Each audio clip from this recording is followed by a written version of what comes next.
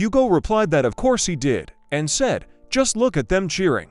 Hugo said skeptically that Piggy simply collects everything she sees. Gun said that he almost forgot, and said that he came here with an acquaintance. "And who is it, the person you borrowed your cell phone from?" Hugo asked. Gun said that he did, and it seems that his name was Seungyi. Hugo was shocked to hear this. He excitedly asked Gan what exactly the man's name was. Gun said that his full name seemed to be Seungyi. Gan said he was a Gemini Templar, but given his mana level, he'd be good enough to be a bishop. Otis was thinking that the last thing he wanted was for his son to meet this madman. Both of his children are crazy fans of Ligan. Hugo was terrified that if they found out that Gan was alive, his family would be doomed. Gan said that Seungyi was with a bishop with teleportation skills. Gan was about to suggest calling them here, but Hugo was against it, and suggested that they just leave. What Gan asked in bewilderment. Hugo immediately got his bearings, and said that the twins despise Gan, so it's illogical to get involved with them. Gan thought hard. Hugo was feeling wildly uncomfortable, and asked Gun not to worry so much about some kid's dad. Suddenly, someone shouted out. Hugo was shocked. He slowly turned around after recognizing the voice. Seungyi could hear them talking about Gun. Seungyi asked if they were talking about Lee Gangnim. Hugo was shocked and wondered what his son was doing here. The call has been active all this time. Hugo realized, which made him even more shocked. "Answer me already." Seungyi shouted. Father and son started arguing, and Hugo couldn't think of anything to say. Meanwhile, the monster's tentacles began to whisper Lei Gang's name. Suddenly, one of them attacked him. It almost reached Lei Gang's face. However, the relic appeared at the last moment. It completely absorbed the enemy object. He received a notification that the poison body skill had been improved, and that resistance to poisons was now a basic effect when creating new relics. Everyone was shocked to see this. Gan violently began shaking the relic and shouting at it to spit it out, because you can't put everything in your mouth. Otis and Seungyi stood to the side and watched in shame. Hugo turned around and wondered if it had fallen from the remains of that bony monster. It was pretty dangerous, he thought. Seungyi recognized the slime and said it was just like one of the relics of Lee Gangnim that he had read about. Seungyi started to walk towards Gan and talk about his amazing skills and the inexhaustible supply of magical energy. Seungyi was thrilled when he realized that the 13th Awakened's only friend was his father. Seungyi was incredibly happy and asked if he was really Lee Gangnim. Hugo was upset, while Seungyi couldn't get enough of it, but suddenly Gun shouted at him. Seungyi then screamed even more in delight. After that, we are transferred to the Lion Branch headquarters, which is located in the USA. The action takes place in a conference room. A man in a hood says that the head has not been in touch with them since yesterday. He said that since the twins were not bad at searching, they needed to hire their people. This man is the Bishop of Leo's branch, Oliver. A man asked if Oliver thought they'd be willing to help them after that fight. Oliver realized that they really weren't going to help. The same man told the bishop that there were rumors that the head still hadn't shown up because of Ligang. What nonsense is this? Oliver asked. He said that even if Ligang's return was true, Gang had already lost to the boss in the past. Oliver said that we must not forget that Mr. Stephen is the strongest among the saints. Suddenly, sounds began to come from somewhere in the hall. Someone shouted that he despised lions and hated Sagittarius. "I like Li Gan. Only Li Gan," the ringtone said. There was a sudden hush in the room, and all eyes turned to the girl sitting across from Oliver. "I'm sorry," she said, still looking at her phone. "I forgot to turn it off," the girl said, showing her colleagues the phone. This girl is the vice head, cardinal of the Lion Branch, Yoha. Vice head 1 then shouted, judging her. Oliver was also angry and asked her to take the conference more seriously because their boss was missing. "Why are you looking for that?" Juha asked. Then she said that it was her fault and asked again why they were looking for him, because the head is very tenacious, which means that most likely he is in perfect order. The men thought that maybe she was right. Oliver had viciously said that as the vice head, she should be in charge of the search, not acting like it was none of her business. However, Juha was absorbed in reading the messages apparently. Seungyi texted her that they now have an uncle who is just incredible. He wrote to tell her to come to Baki's house faster because the legends didn't lie. Oliver asked her if she was listening. However, Juha was only thinking about what Seungyi had written to her. Getting up from the table, she said that she would leave a little earlier, but she asked them to deal with everything. And so she got up and left the conference. Oliver was angry. He was very angry and started shouting. We are transported to the holy abode of Aquarius, the residence of Sophie Mard. Crowds of people gathered there. They asked Sophie about who dared to kidnap her, as well as whether the incident in the drachma was related to Lei Gang. Her subordinates came out and said that they had no comments today. So they asked the journalist to disperse. They said that the lady needs to rest, and later she will answer all the questions in the official broadcast. We see Sophie, who is terrified. "You Lei Gang, stop it," she shouted. She wondered how he dared make such a big deal out of that incident. We see memories. Sophie had just been rescued, and people immediately found out that Sophie Mard had been abducted and was only now being rescued.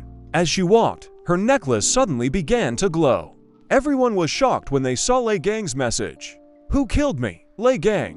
The truth of 20 years ago." This is exactly what was written in the message. Sophie couldn't figure out what to do after all. If she told the truth, the other saints wouldn't leave her alone, but if she sat back, Lei Gang would cause her even more trouble.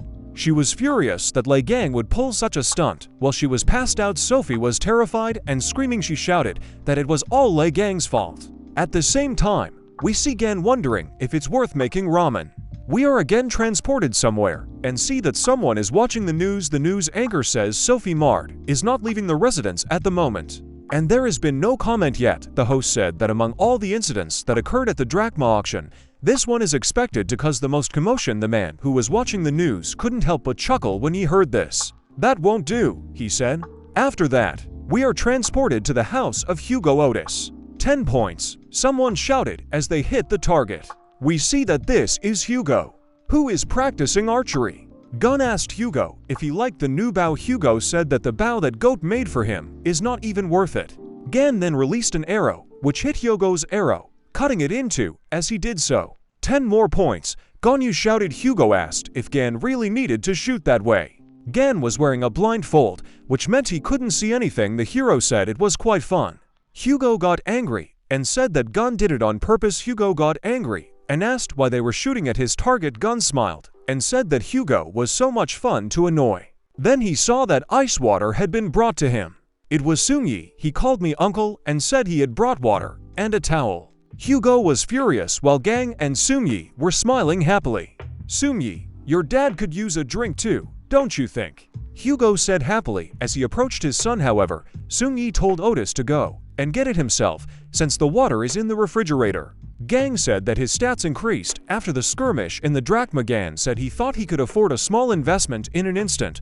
The sacred Ophiuchus abode was recreated. However, due to the low level of the sacred monastery, the space is very limited.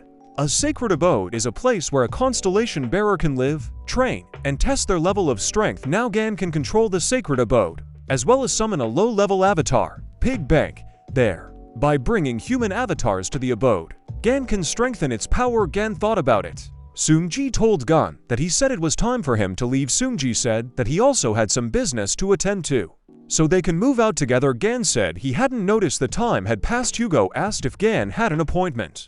The hero said that today he will have to meet a lot of people. We are transferred to the Red Eye studio. Sun sat in front of Gan and asked if Gan would be willing to join the twins. Gun said that Seung seemed to have a lot of soul. Gan said that Seung had said that he was overwhelmed with work. The bishop said that even though he had a lot to do, hiring promising people was always a priority. Seung then asked if Gan was just going to leave them after buying $1 million worth of items with the Gemini branch's money. Hearing this, Gan suddenly froze. Seung thought that this was probably what Gan had planned at the same time. Gan was thinking that Seung had seemed annoying at first, but things were turning out pretty well. Pig, Parasite, Lion Cub. Gun was thinking that the next person he should deal with was that bitchy purple witch. Gan said that they had agreed he would give in to the twin branch. Sun said that we should discuss the official date then. However, suddenly Gan said that there was one condition. Gan pointed to the badge Seung was wearing. The subordinates yelled at Gan and called him names, saying that Lady Saint personally handed the emblem to their bishop. Seung asked if he needed this logo to enjoy all the privileges of their branch line. Gan said they might at least flood him with promises, but it's hard for him to believe anything until he gets his hands on something. Gan asked if Seung was willing to make a small investment. Seung seriously thought about it. He said that he needed to think about it. The subordinates shouted. However, Gan told the bishop to decide faster. After all, we are waiting for another meeting. Seung-yi texted Gan to tell him not to hurry, because Nuna said she was also late. Seung-yi was thinking that this place is famous for its excellent ice cream, which Seung-yi hopes his uncle will appreciate. Seung-yi was thrilled to be able to call Lee Gangnim his uncle. He thought that he would finally be able to look at her startled expression. Because she would be in shock, Seung-yi thought about how when his uncle arrived, he would have to ask him to sign an autograph on the dagger that he had repaired for Seung-ji. However, someone suddenly approached Seung-ji and snatched the dagger from his hand, saying that it was dangerous to play with knives, you might get hurt, I'll confiscate it. A guy said. Seung-ji furiously asked what that meant. The one who took the dagger is the twin branch Templar, Yeon-shu. Seung-yi got angry and told Yoon to return the dagger. However, Yoon asked if that was the way to greet your Hyan. Seung-yi was furious that Yoon always annoyed him just because he was a little older. He thought about choosing a different location. Seung-yi would love to beat up Yoon, but he can't get into conflict with him. Since that worm Yoon is the son of the Libra saint sign, it's only because of this that Yoon is so bold as to turn up his nose. Seung-ji asked if Yoon even knew what it was. Sit down, Yoon said, and Seung-ji was immediately attacked by his subordinates. Yoon said that you should be quieter in public places. Sun-ji asked if Yoon really thought he could get away with it. Yoon said, that was a very big word for someone with their muzzle pressed against the table. Yoon asked why Seung-yi was so worried about this thing. He asked if it could have been made by the esteemed friend Lei Gang. Then he asked if it belonged to his incapacitated mother. That made Seung-yi lose his temper. He was furious. Then I received a notification that the relic owner was in danger, and therefore a random skill was activated. Yan couldn't understand what was going on. Suddenly, someone started climbing out of the portal. From the looks of it, it was Lei Gang. As he was leaving the portal, he headbutted Yun. Everyone was shocked and terrified. It was truly a terrifying sight. As only Lei Gang's torso emerged from the portal, Yun fell to the ground and cried out in pain. Seung-yi almost cried with joy when he saw him. Uncle, Seung-yi exclaimed. The boy asked how Gan knew he would be here. Gun said he was in a restaurant a minute ago. Lei Gang said that the one-time summoning skill that he put into the dagger had just triggered. Gun started looking around and said that it meant that those animals were killing the same as Seung-yi. He asked them how they dared to offend his nephew.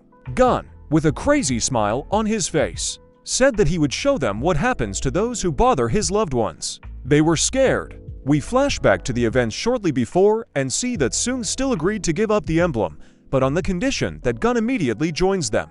Seung thought that it was a ridiculous price for such a loot. Also, as soon as Gan joins the branch, Seung will be able to reclaim the emblem by adding an inconspicuous clause to the contract, Seung thought. Seung gave the emblem to Gan and asked him to use it wisely. Sun took out the contract and was about to move on to signing it. However, all of a sudden, Gan disappeared.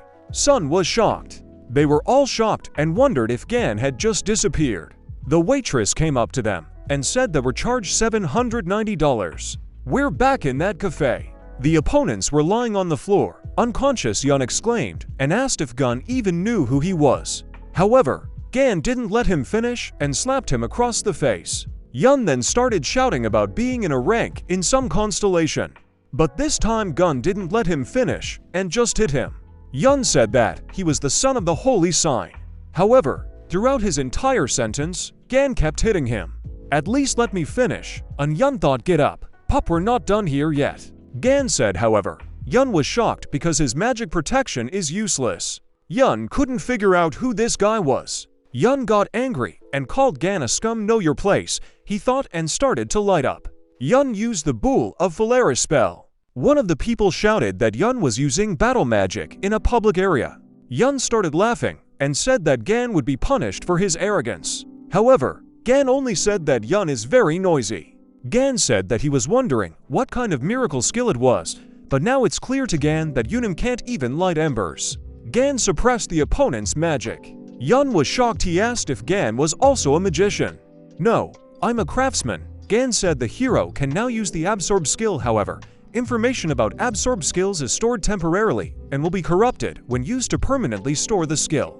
Gan needs to collect information and create a relic. Let me show you how to use it properly, said Gan. The hero himself used the Bowl of Phalaris spell. Yun screamed. It formed a pillar of light that shot up straight from the building.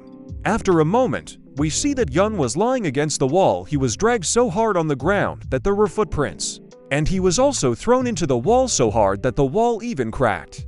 Gun said that if Yun dares to bother Sun Yi any further, Gun will roast Yun-ha, until Crispgan said that if Sun Yi gets bothered by these forms again, then let him not hesitate and address him. Gan said his uncle always had his back. Suddenly, someone entered the cafe, shouting Sun Yi's name. It was Nuna. Yojuha asked about the mess and what had happened here. However, Sun Yi enthusiastically said, "That's not what's important right now." "Here it is," Sun Yi exclaimed, pointing at Gun. Sun Yi said that he was a man who had defeated countless monsters and saved the entire world more than once. A character from the videos they loved to watch over and over again. We can see that they really enjoyed watching the videos that Gan participated in as children. They admired him. Juha recalled Li Gang's previous appearance. Then she herself exclaimed, "Mr. Li Gang." Juha was shocked. She even started to feel her face, not believing it was real. She was very enthusiastic, but said that this could not be. Juha blushed, and said that Li Gang looked much more attractive than before. Nuna said that 20 years ago, his entire body was covered in scars, and since Gun had been in the head for decades, Juha was sure that he would look even worse, although, in her opinion, this would not affect his coolness in any way. "No, its appearance is not the most important thing," said Juha. She said, with a little hesitation, that she was truly glad that Mr. Li Gang was safe and sound. Sun Yi told her that she had blurted out all her thoughts, which made her even more confused. Gun waved at her and said he was glad to see her. Yoha immediately bowed and said her name was Young Yoha. She thanked Gun for helping Sun Yi out.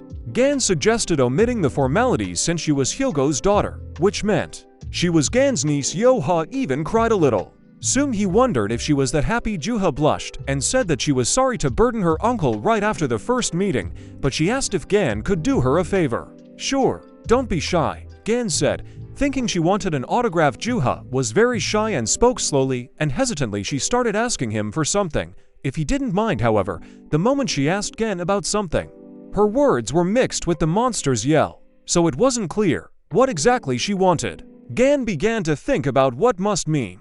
Immediately cut off head of the monster that was behind her. Juha. Gan asked her just a moment. Uncle. Juha replied. She said that she would make a proper suggestion after dealing with the enticers. After saying that, she rushed to attack the unlucky ones. Sun Yi said that because of Gun, something must have gone to her head. Gun was shocked and wondered if Sun Yi had heard it too. He was horrified that she had said something about a proposal. The action takes place in the city. The alarm started, and the city announced that they had discovered some unlucky objects. People are being asked to evacuate to a safe place. We see that there are huge entrainers that reach the height of the building. We see that someone is destroying the enticers one by one. It was Juha who was fighting with her red spear. She was attacked by 4 enticers at the same time. However, she was able to kill them all. "Hurry up," Juha said over and over. She was really fast. Juha thought about how she needed to deal with them quickly and proposed to her uncle. "But there is no end to them," Juha exclaimed. She decided that all she had to do was kill them all at once. She started to spin her spear. "Then I fixed my legs more firmly." She tossed the spear with a mad look. Juha said that those who attracted her should not interfere with her love. With that, she threw her spear in an incredibly powerful manner. The spear reached the enticers in an instant. Juha used the Lotus Flash and destroyed a large number of enticers. Meanwhile, Gun was watching her.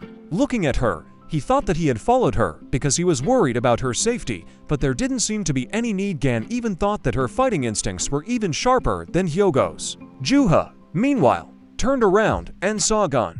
"Uncle," Juha exclaimed and waved at him.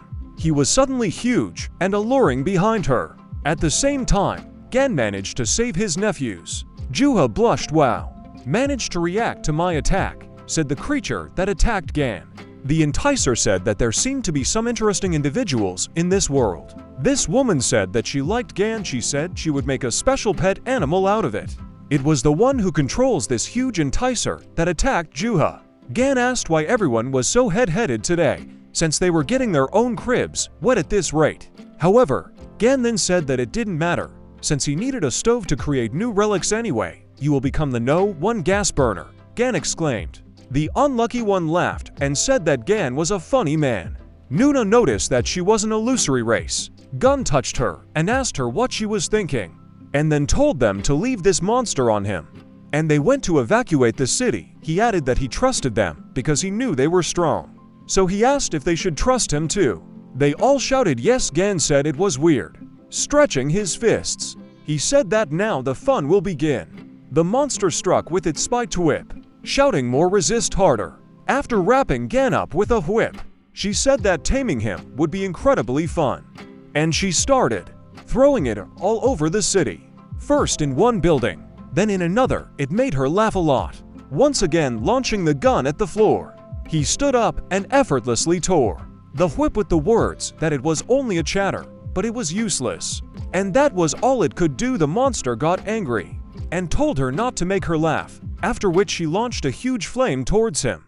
The explosion was very huge. Meanwhile, Song and Nuna were helping everyone evacuate. Song was very happy that he was able to help them all and told Nuna that he had helped all the remaining civilians. She thought, Uncle is strong, but his opponent is a member of the illusory race. This is one of the most dangerous things that can lead to misfortune. It at least belongs to the red class. Even an uncle might have a problem. What if his old wounds from the tower show up? In that case, I need to help him at the same time. She flew towards him. Sun tried to stop her because they were told not to interfere, to which she replied that she would immediately. The monster tells Gan that it seems she overdid it and didn't want to burn it down.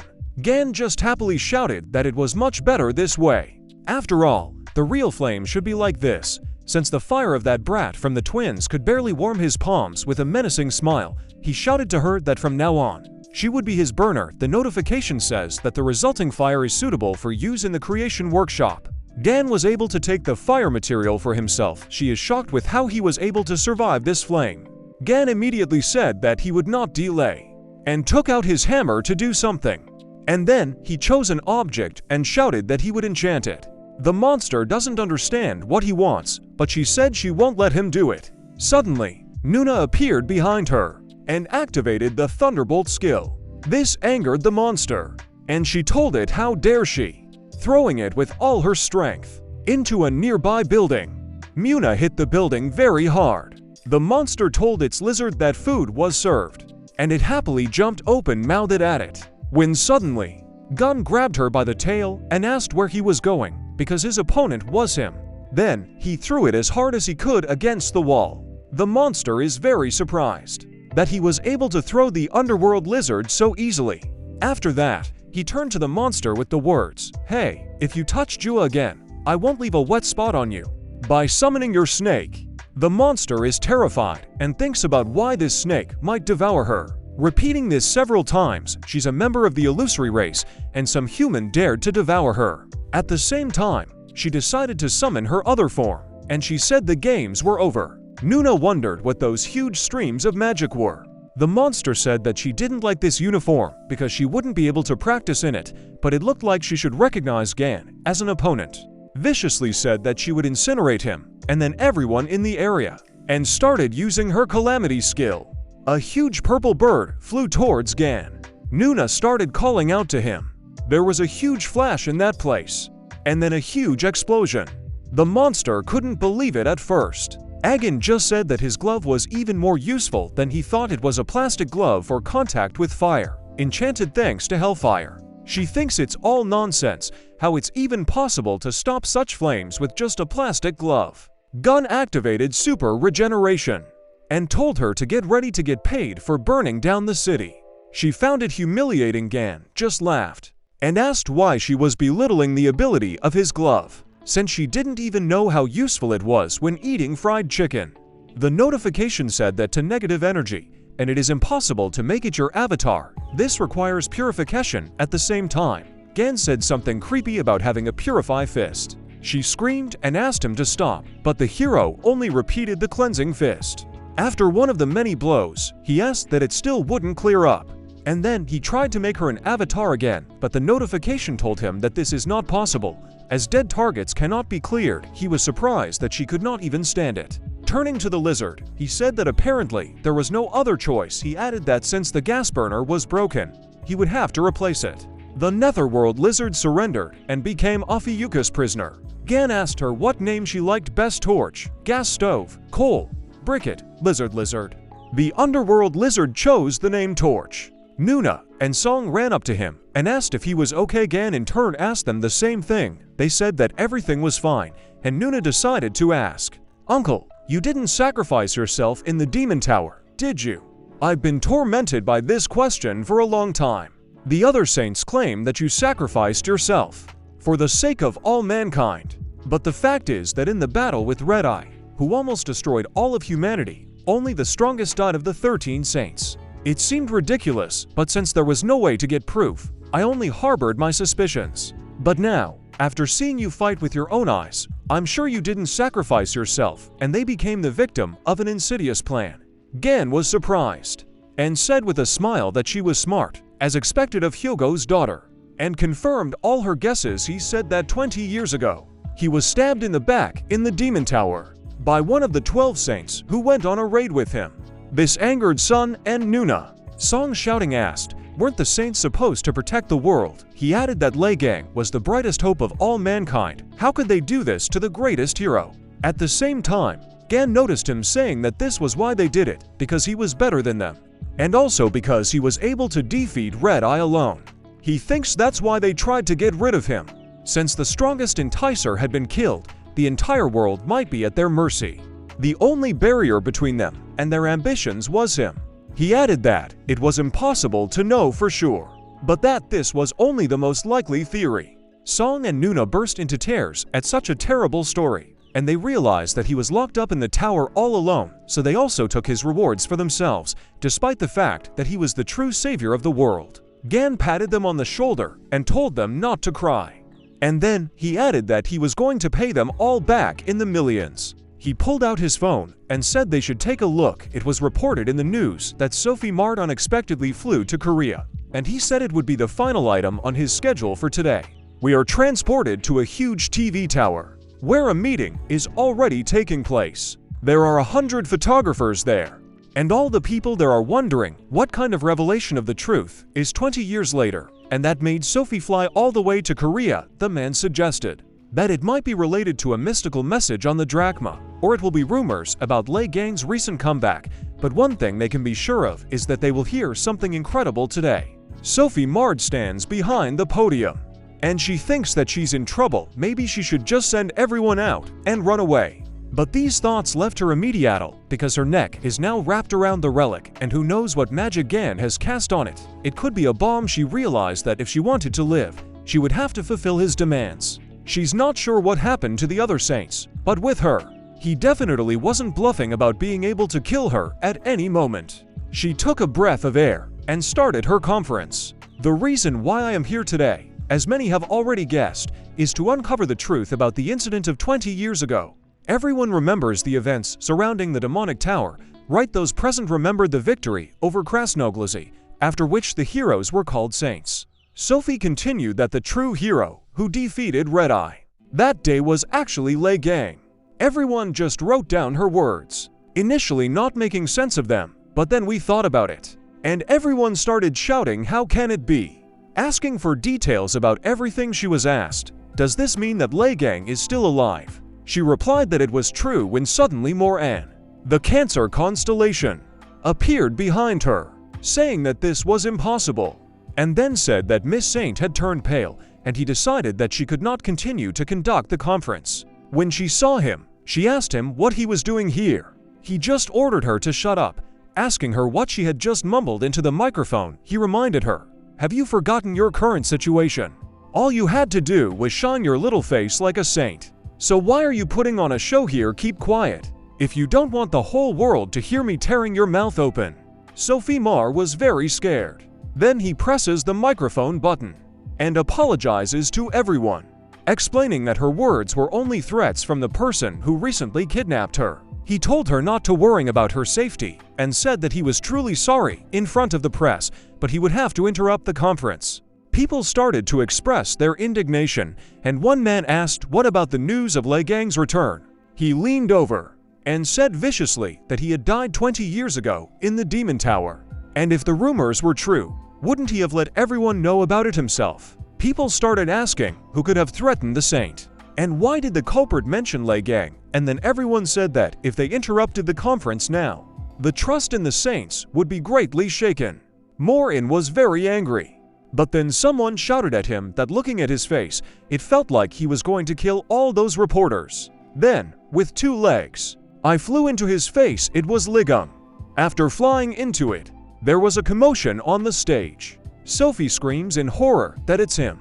Morin is confused, and Gun decided not to waste time and jumped on him again with the words, "Long time no see, crustacean. Your wrinkled face hasn't changed a bit, catch my gift." After saying that, he hit him with some kind of huge bat. Sophie noticed that it was someone's tail. It turns out it was the tail of a torch, which was planted somewhere and put a sign that it is forbidden to feed it. Gan turns to him, asking if he's completely out of his mind. Should I interrupt the conference right now? He was asked in the back, what is the tail of an illusory lizard? It was Morin again, and he also added that before he arrived, he had heard about the lizard being caught. Gun said that he was doing those clone tricks again.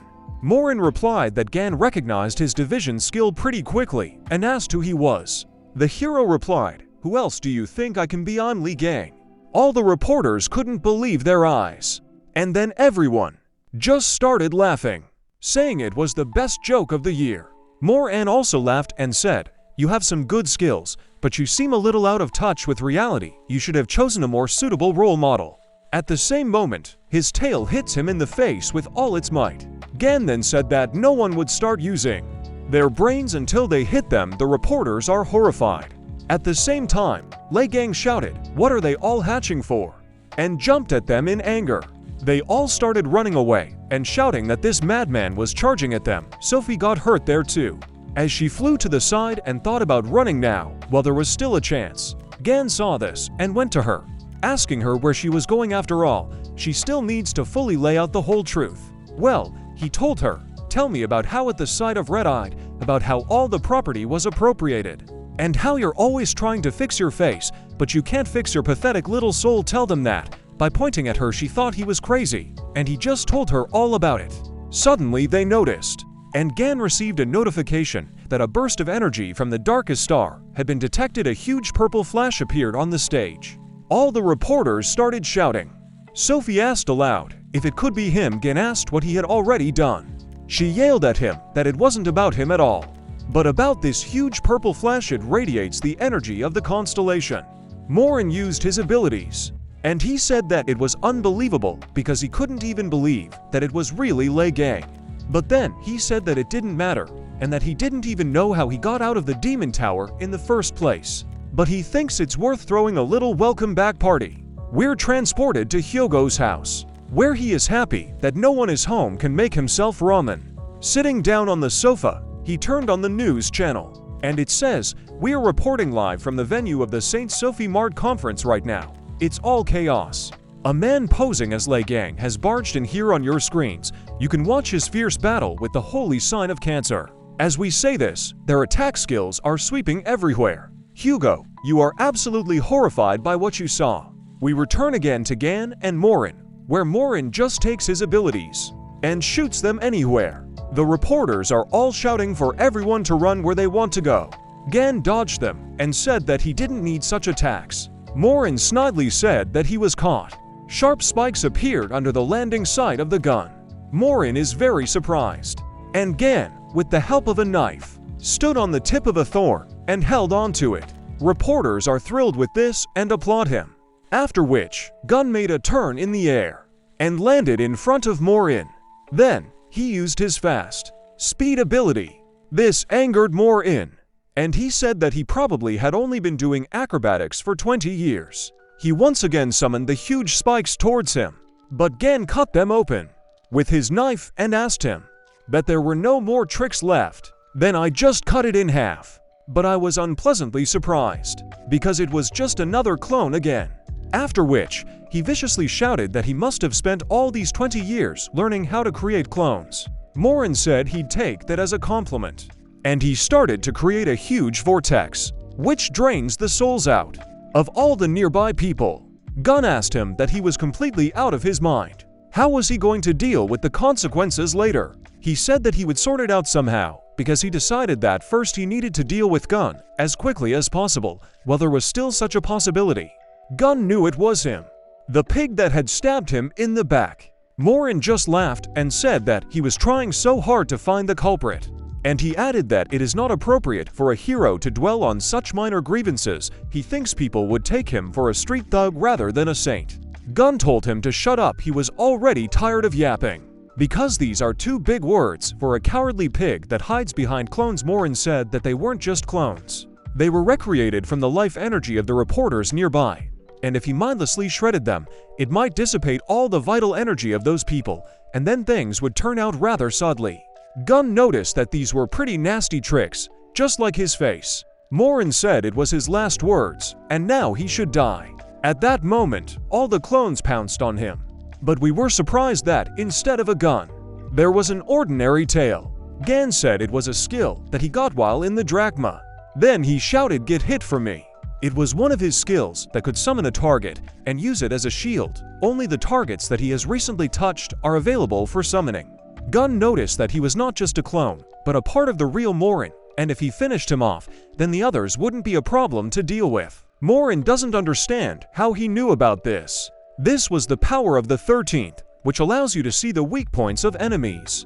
And Gun said, "I've already told you that you're a pig. You have to be a small-minded person not to realize what a stink you stink suddenly." Gan yanked a huge crystal out of it. It was his core. And he cried out in pain that even the twins couldn't find the core. So how did he manage it? The Cancer Core fragment contains 33% of the Saint's Soul. It also contains 20% of the Sacred Essence Soul. Gan can absorb the power of Cancer, just as a huge gap has been created in the Saint's P. Suddenly, all the clones were gone, and the souls returned to their owners. They were all thinking that they were already finished. Defeated Morin asks what he went through in the tower, because he feels as if the very power of God is pressing down on him. Gun said that he talks quite a lot for a defeated man. Morin replies that he will back off for now, but he still has a huge ace up his sleeve, and it's bound to be a headache for him. Gan knew he wasn't going to back down just like that, when suddenly he hears the phone ring. It was Hugo. When he picked up the phone, he heard screams beyond words. Hugo shouts what he did there and said to hurry home trotched. After all, he was watching the news right now, and Gun had just dealt with Morin's high-class clone, which means they've got their guns trained on him. Gun is surprised, and they show us the same weapon.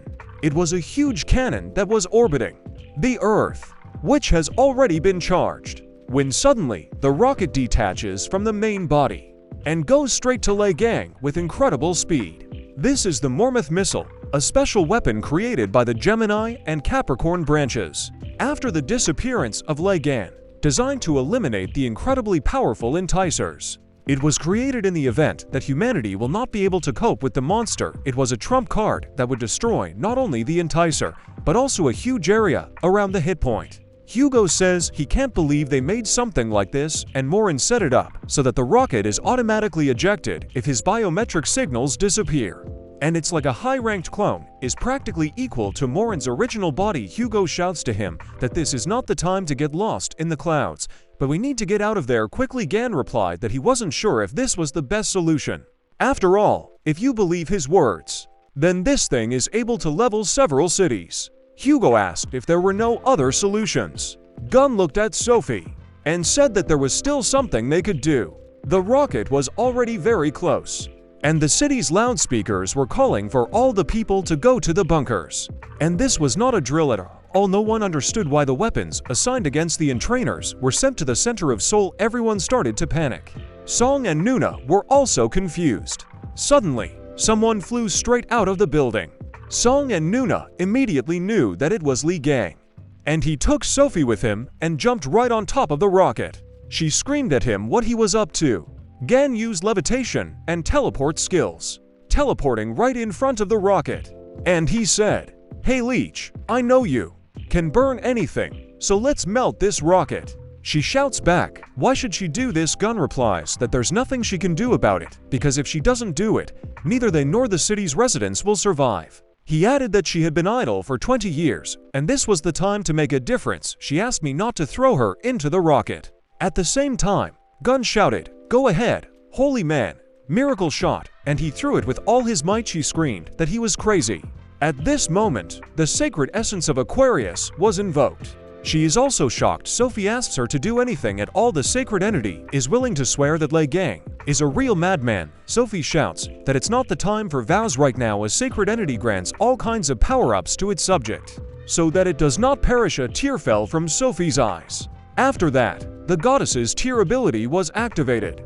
The rocket began to fall into a huge tornado of water, and with each contact, it shattered into pieces. Sophie is glad that she really made it, and she started to fall. Flying, she screams, "Why doesn't he catch her?" Gan just smiled maliciously and said that they would see each other again. Later he understands that even though she did a good job, but it's too careless, all these fragments will fall to the ground, and if this happens, then real chaos will begin. People on the ground are happy to see the rocket explode from above, but they are terrified that the fragments are falling to the ground.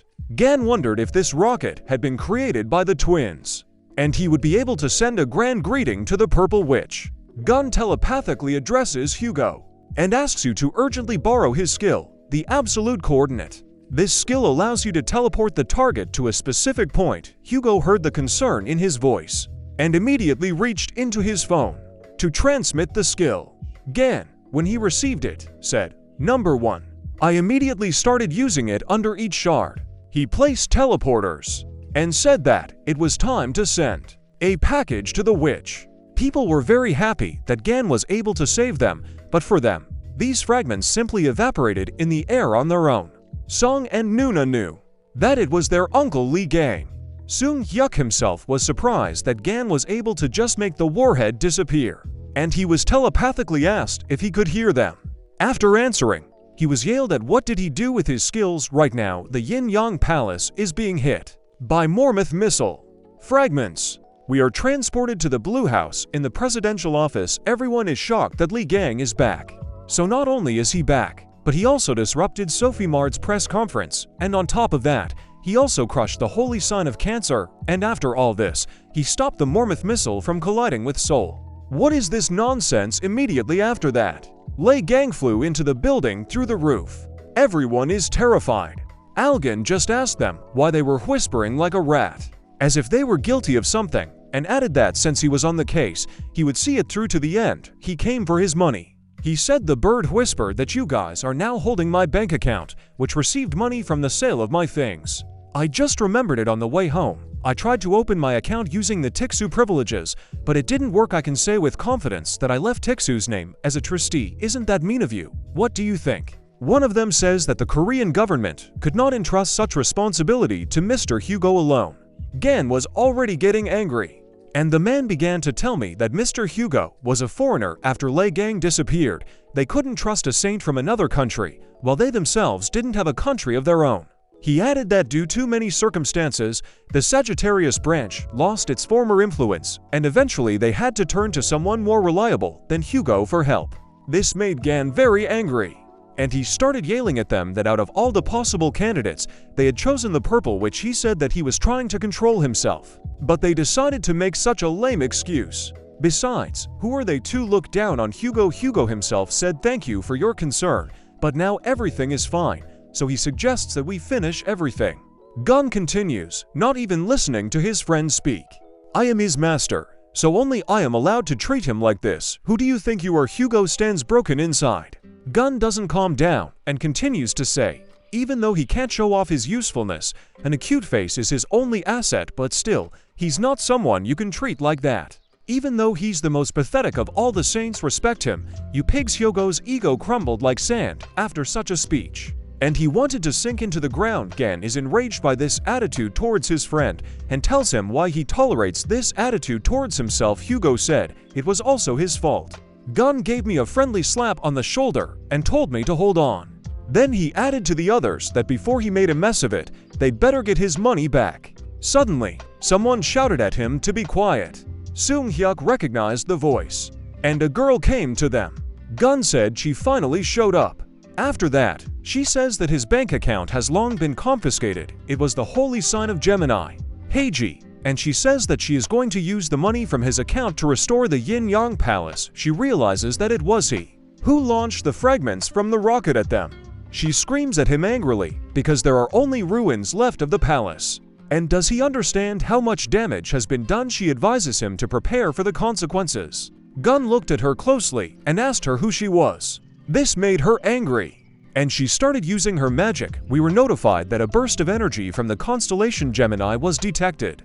The others in the audience are terrified because they will also be hurt. She summoned a powerful spirit. Sun Hayek happily shouts that this is the strongest Gemini constellation technique. Summon a spirit from another world. The spirit queen Lily Quinn answered the summons and appeared in front of them.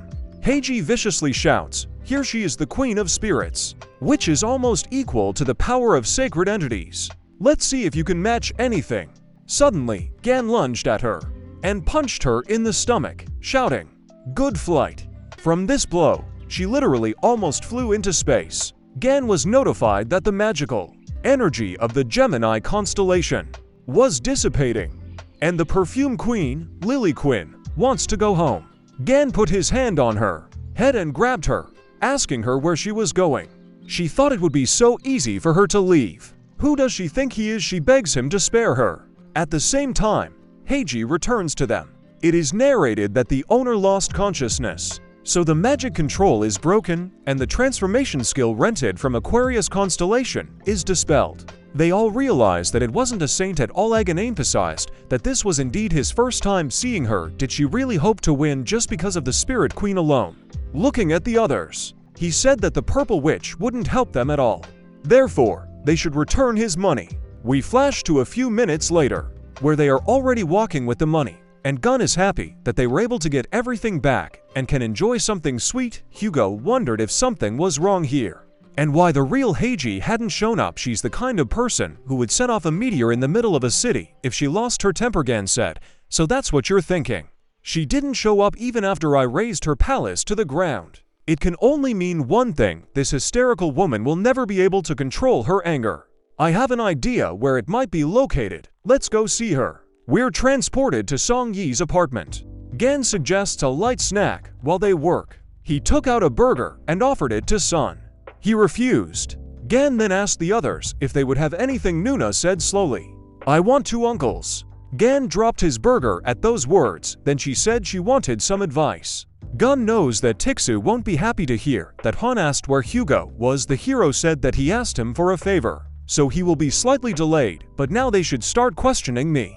They locked Lily in a very sturdy relic case. Gan said that she should answer all his questions. After all, it is much better to be imprisoned in a transparent box than in a book. Gan asked this while holding a book in his hands that can record all the relics. And then he asked again, "That purple witch still hasn't shown up.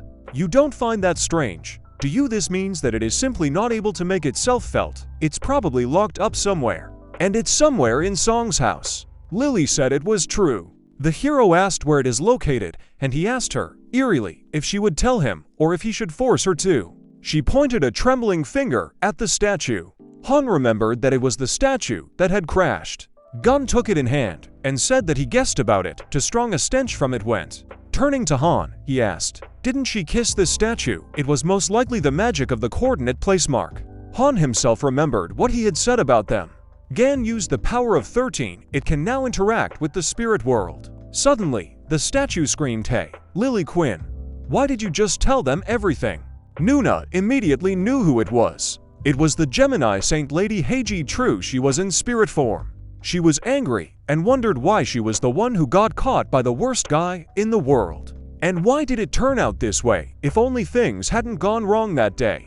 And she began to tell me that on the day the demonic tower was destroyed, she was in her palace when she suddenly felt an earthquake and energy, along with an eerie aura. I immediately realized that it was Ligum.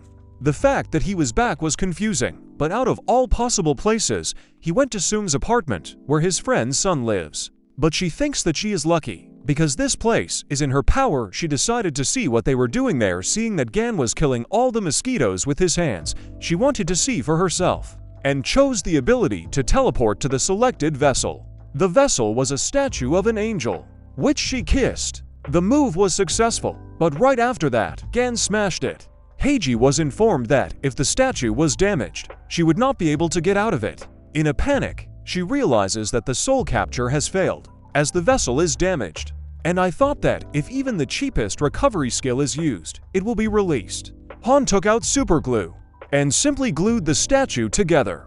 She began to cry in frustration after that. The vessel turned into trash, and she is not able to leave the vessel. Gan maliciously holds her in his hands and thinks that she should be tortured so that people will appreciate his efforts. She started yelling at Lily to release her. She said she wasn't going to, because they'd catch her right away.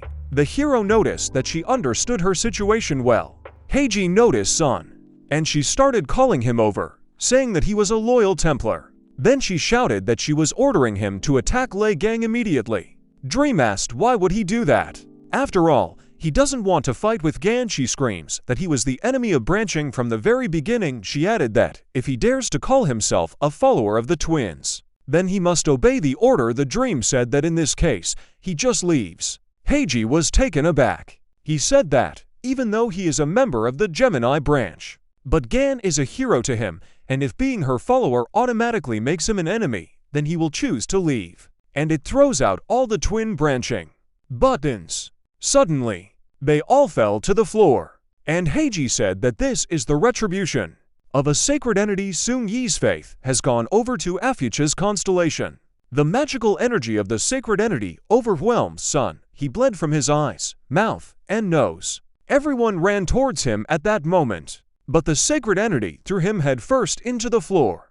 Heiji tries to persuade him to beg for forgiveness, and he has to attack Lei Gang. Then she will forgive him. He shouted at her to be quiet, and he said that they are ready to leave people to perish if it is in their best interests, thinking about how they were almost left to die in a hypermarket, and he set as an example the fact that he single-handedly coped with the Spider Queen, saved the boy, saved him and Nuna. After all, he always comes to the rescue if necessary. And the rest of the saints, he called hypocrites that can only throw phrases about saving the world. He had looked at Lei Gang and admired him since childhood. He remembered how Lei Gang had said that if he was being beaten again, all he had to do was say it. All of this made him angry, and he started shouting that they had no right to look down on him. At the same time, the sacred entity Freya revealed herself and made Sun's punishment even tougher. She gathered all the energy together and ordered Sun and Gun to disappear forever. Gan wasn't going to stay away and started using his skill, Depth Cutter. Then I immediately cut the thread. We are transported to the Yin-Yang Palace, where everything is on fire, and all the magicians are trying to patch it up, when suddenly one of the magicians loses the ability to cast magic. He doesn't understand why he can't gather magic energy. The rest of the Templars run to him and say that they can't use magic either. They can't use telepathy, and teleport. Their portals are dissipating.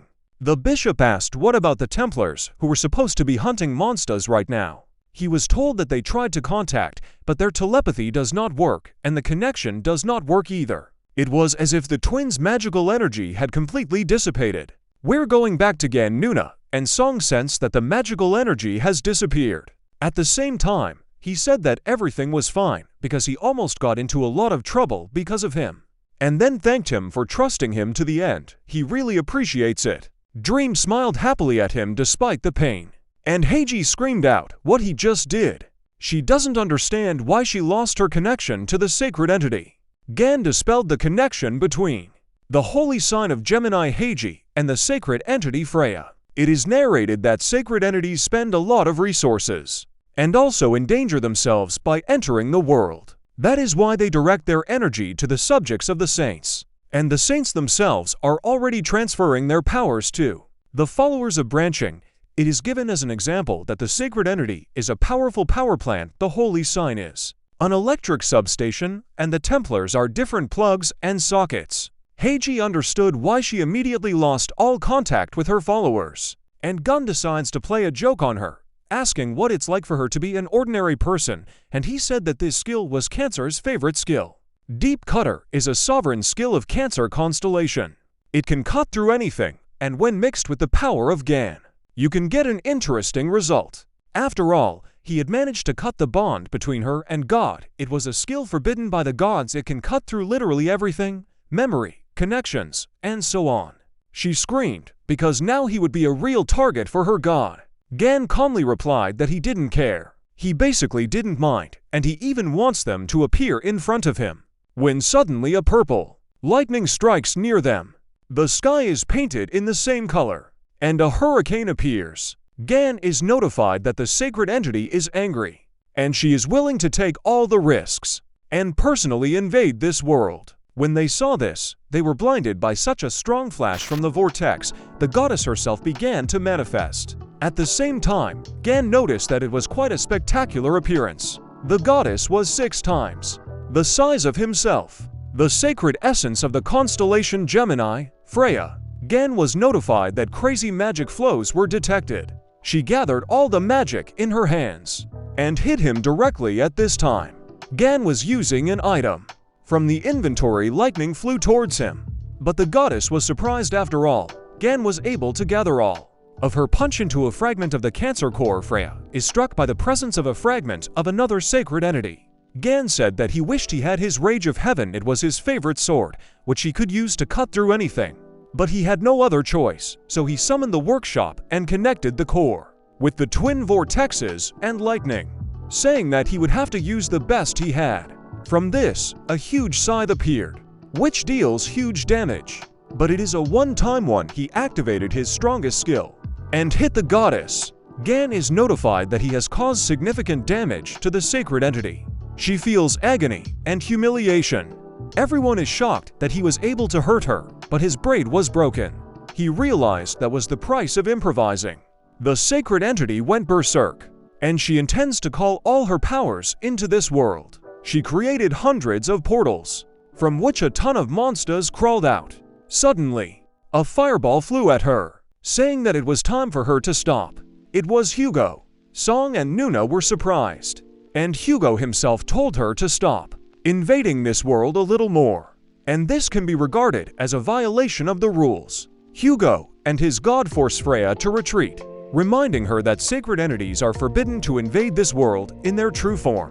The sacred entity of the Gemini constellation looks very intimidating and believes that the Sagittarius constellation is not able to stop it. The sacred entity burst out laughing, asking what such an insignificant constellation and awakened one could do to her. Hugo admits that with his current powers, he can't stop Freya, but he notices if she really thinks they're the only ones who don't like her intrusion.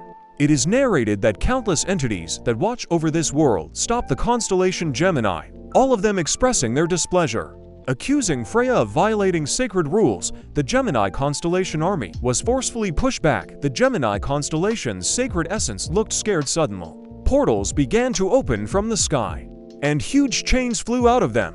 These chains belonged to the sacred ones who were dissatisfied with what was happening. After activating the seals, Freya understands that to continue living in this world, she needs to invest a huge amount of faith, experience, and characteristics, because at this rate, the hostility of other sacredi, Song, Nuna, and Haiji are all a little shocked. But the holy sign of Sagittarius says she's pathetic. The sacred essence of the Gemini constellation was instantly sealed off by 100 chains. Hugo says, "It looks like the other entities don't like your antics either. Are you willing to take an even bigger risk?"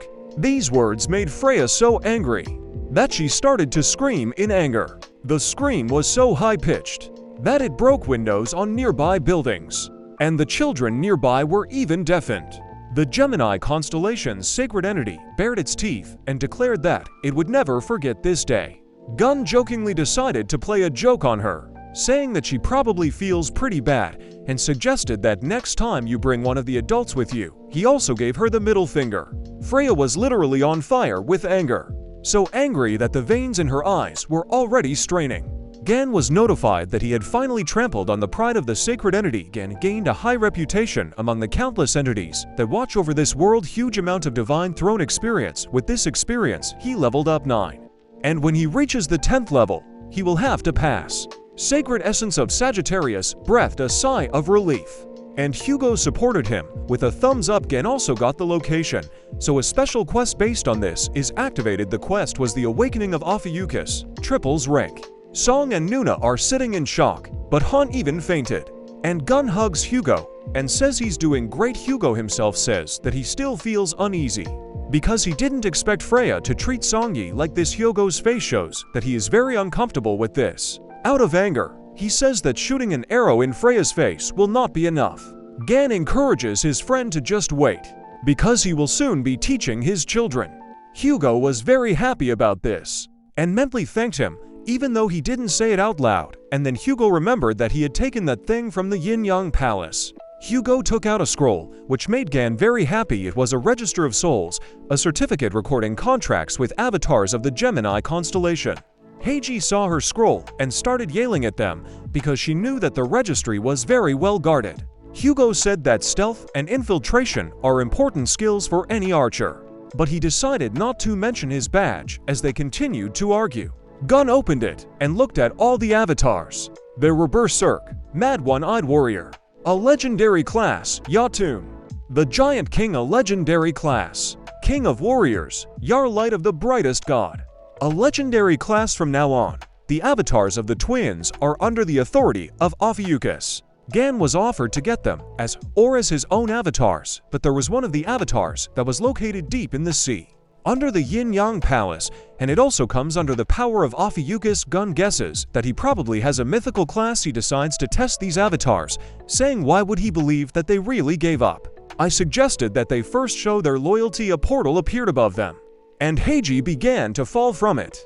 More precisely, her body, because her soul saw it and was surprised. They're all wondering why she's here, and Heiji's soul itself is simply an utter horror. Avatars of the constellation Gemini present the body of a saint to Gan as proof of faith. This made Gan laugh a lot, and he accepted the loyalty of the Gemini avatars. Therefore, the avatars themselves came under his power. Gan was asked to name each of the avatars, but he replied that he was too lazy, so he decided to call them Man Number 1, Man Number 2, and Man Number 3.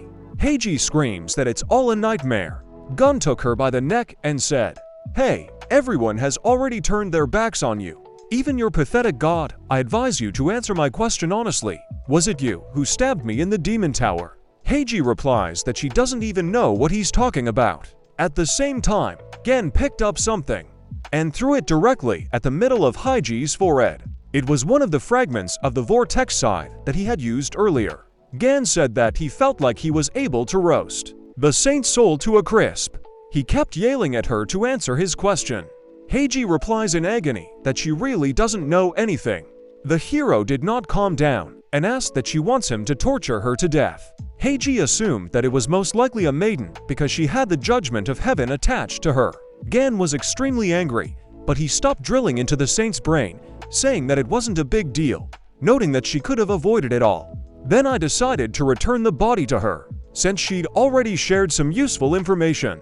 Heiji is glad that she survived it all, and then suddenly saw that her body was standing up, and there was Lily, who was happily shouting, "Thank you, I am grateful that you gave me my freedom, even in this form." Gun snidely said that he accidentally made the mistake of giving her body to Lily Quinn.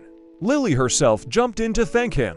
We're transported to Hyogo's house, where Young Y and Lily are sitting. Young Y says, "I'm telling you again, it's pointless to try to restore them," to which Lily replies, "Young Y, you pig, what does your meaningless mean? Do you have any idea how many tricks and erroneous magic arrays I notice with just one glance?" She created a spiritual contract. From now on, Lei Gang owns everything that belonged to Young Y. Lily asks Lei Gang to lend her the soul registry, as she is confident that she can upgrade all of these contracts to SS class. Gan agreed. Suddenly, Gan heard a nasty scream from the box that contained all the figurines. There was also a statue with Heiji's soul, screaming to be released at last. Gan has been notified that a new contract is available to him, Serpentine, and that the new avatars are exalting him in their speeches. Gun and Hugo hear what they're saying. We have finally become Mr.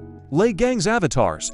It is a great honor to become Mr. Lei Gang's. Our direction. Just looking at him excites me. Just looking at him excites me. These words of course confused Gan a little. And then Hugo notices that this is the first time he sees something like this, because avatars are usually very proud. Gan confirms these words. The avatars started pointing at Hugo and shouting at him not to interfere at all, because he is just a human servant. It broke Hugo up. And Gantak actually said that they messed up a bit, and he's not just a human servant. But his own Hugo was crushed by the words. The gods began to finish him off and laugh at the fact that he was just a human servant. And how could someone like him even dare to open his mouth at the same time? Gun said that enough was enough about Hugo and asked them to tell about themselves. why they decided to switch from the twins to a Fuchsies, they all responded that they couldn't stand her hot temper anymore. And they were also amazed at how Gan was able to finish off the sacred essence. They added that not only they, but all other avatars, including their commander, would like to serve Gan, but they said that their commander was imprisoned deep under the sea, so he could not be present with them. It is narrated that at the moment, the enticers have already recaptured half of the entire planet from humanity, and at first glance, it may seem that the power of the two sides is about the same. But in reality, people are not even able to regain the lost territories. Gan thought that since the Avatar was trapped under the sea near the Yin-Yang Palace, it must be the Pacific Ocean. And it is located just close to the territory of the enticers. It looks like Gun wants to go there. The Avatar said, "Since you are now our patron saint, we pledge our loyalty to you." After these words, they knelt down before Gan. Gan said he was relying on them. Song said that their uncle was not expected to do anything less, since even avatars of such a high rank are afraid of him. Nuna said that the dream is absolutely right, but then decided to say, "I am very happy that I decided to propose to my uncle."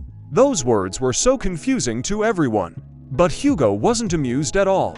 So Hugo asked her what she was talking about. He asked me what the offer was. He was angry beyond words. Young Y decided to insert his own phrases into this dialogue, saying that it turns out that Hugo is now Gan's father-in-law. At the same time, a fire arrow flew at him, and he ran away screaming. Gan, trying to calm him down, says that Hugo should lower his bow. But Hugo was already unstoppable. He started shouting that his daughter had never said she loved him. Not even on Father's Day, fire appeared in his eyes, and he was notified that the sign of Sagittarius was simply furious. Hugo started shooting at him, and Gun just dodged them and shouted for him to stop. Hugo said that he couldn't let him live, so he used the stealth skill. Gan realized that his friend was really angry, so he used his God's Eye skill, and with lightning speed, he began to catch all the arrows flying at him. Hugo himself was furious that he didn't even realize that he was burning down his entire house. Gan was still catching every arrow that could not be counted. And then he said Hugo was as annoying as a fly. With these words, he shook the honor of the holy sign of Sagittarius. By increasing your location, Hugo began to use his strongest ability. The sun god ring, his sacred self, even warned him that this was his own home, and reminded him of the trial for the House of Sun. Hugo didn't listen to him at all. This situation reminded him of Sun when he almost burned down his house. So he decided to stop Hugo. Nuna shouts that he shouldn't do this. Hugo asks what he shouldn't do. Nuna clarifies that she meant that he can't beat Gan, and what chance did he have against him? The words broke Hugo completely. His witchcraft power had subsided a bit, and he was confused, so Gan jumped on him and hit him on the head to calm him down. And it worked, and he passed out. After he opened his eyes, he was already sitting next to Gan, and Gun says to him, "Why would you be so mad about such a childish phrase? Do I look like the kind of person who would seduce a close friend's children? They are too shy to express their thoughts in front of you, but they have very deep feelings for you even now. Your kids have brought snacks to cheer you up." Song and Nuna noticed that he was awake and said that they brought his father's strawberry cake and his favorite coffee. Hugo was so moved that he jumped in to hug his son, but he dodged and went to Gan, saying that he had sent the video of the battle to reporters at his request. Gun patted Song's head, and Song happily exclaimed that he wouldn't wash his hair. Hugo asked why there were so few strawberries on his cake, noticing that the most important strawberry was missing. He asked where it was. Nuna said she gave it to her uncle.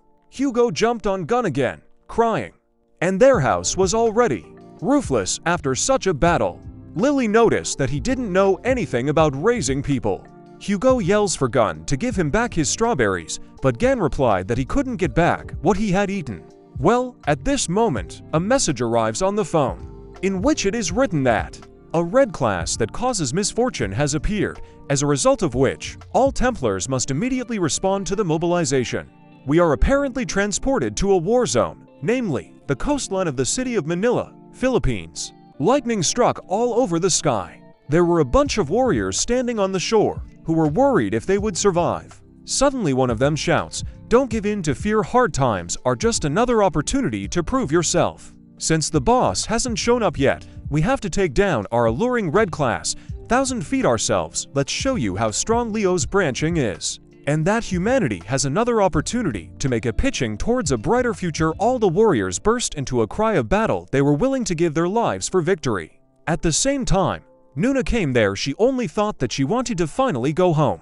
Among the many warriors, there was a tent in the middle of it all, in which sat a white-haired grandfather who muttered to himself that he did not like these barbaric shouts out of the blue. But he said that he didn't care about it, as long as someone got his package. We head back to Hyogo's house, where the roof of the house is just a ruin, and someone is standing on the threshold of the entrance. Hyogo opened the door and greeted her. It was Yunaren, Hyogo's assistant. She was happy to see him, but very surprised at what had happened to his house. Hyogo told her not to ask. Walking into the house, she saw the TV turned on and said, "Oh, so you're also following the news about Thousand Paw?" Hyogo said that Nuna personally went there, and then asked what kind of box is in her hands. She replied that wasn't this box at the entrance of their house. A cry of, "Where's Lei Gang?" It scared Eren and Hyogo. We return to Gan.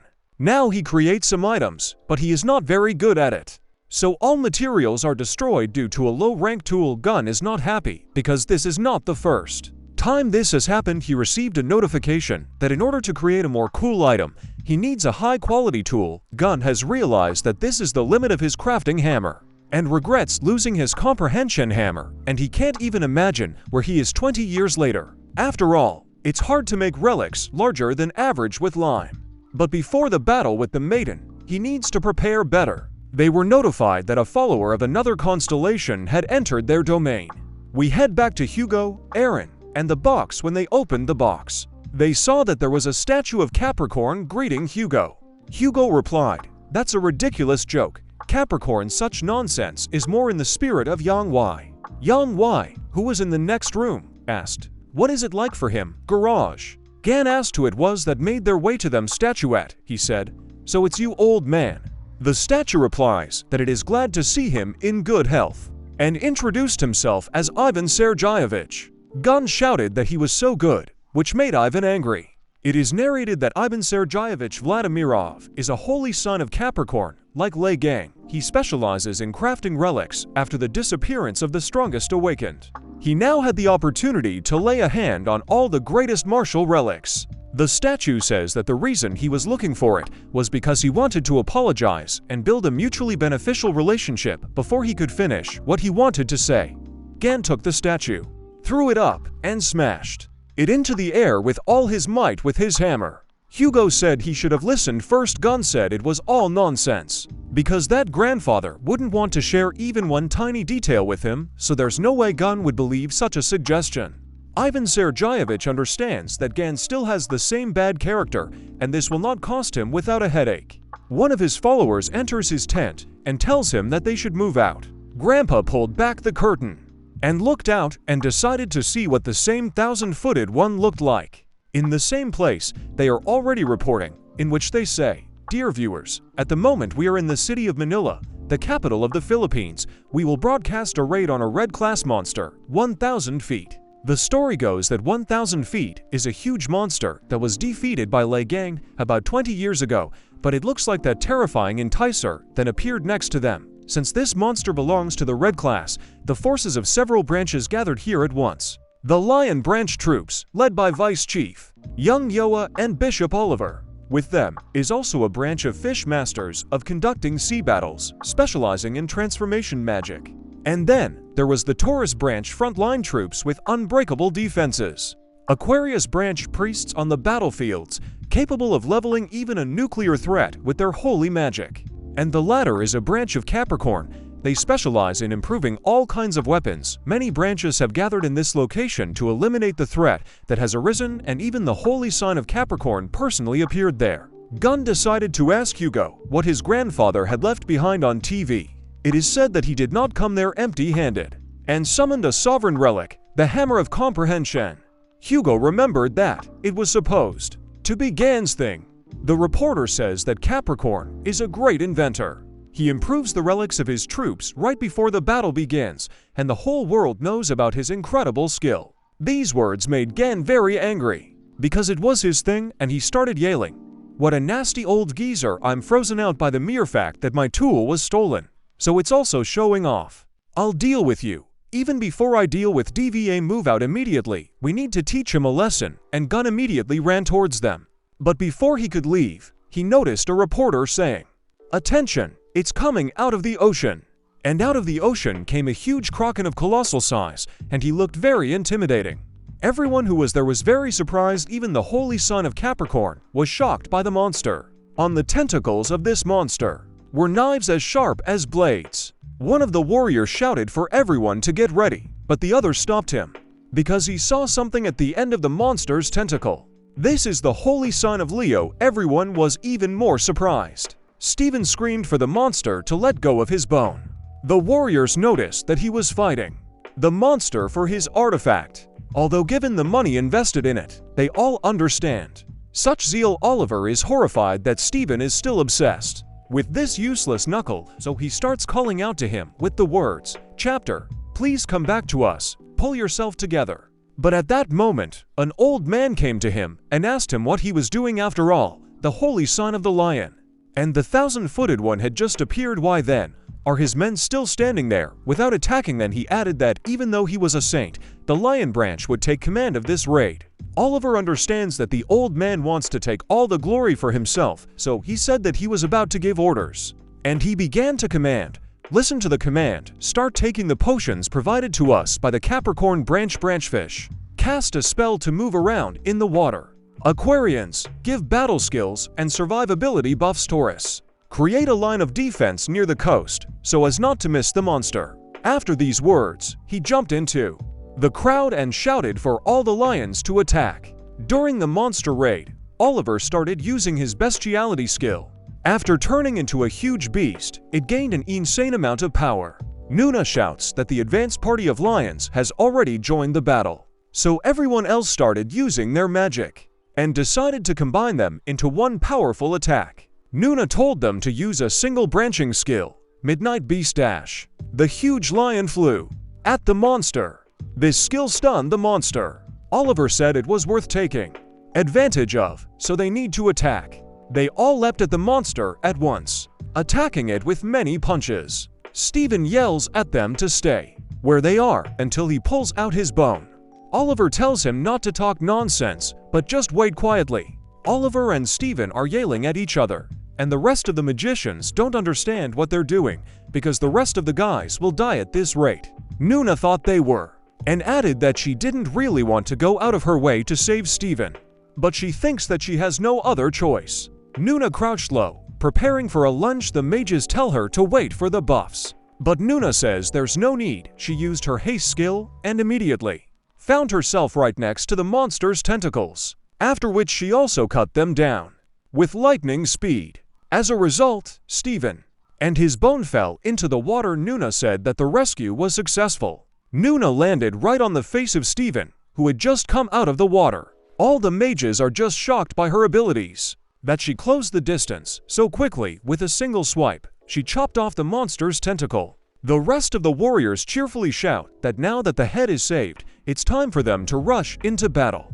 The battle cry was that they must not let the lions take all the glory for themselves in battle. Guys shout that the tentacles are very much in their way. Others shout to aim at weak points. The mages said that the enticer had moderated his ardor, so they should continue to push him. Suddenly, several more eyes peeked out from under the water, twisting around the huge tsunami that was drawing them. Everyone was surprised by this, and the Taurians blocked the entire wave with their shields and abilities. They even began to believe that it was a volcanic eruption. But then they noticed tentacles that were larger than the first attraction. Oliver is horrified because he understands that they barely managed to cope with one monster, and then the second. It was a titanic disaster inducer named 10,000 Paws Red Class. Everyone on the shore looked like ants, and the old man took out one of his things and said that he had no other choice. They asked him what he was holding in his hands. The old man explained that it was a detonator. He had prepared a Mormoth missile in advance to strike the coastline.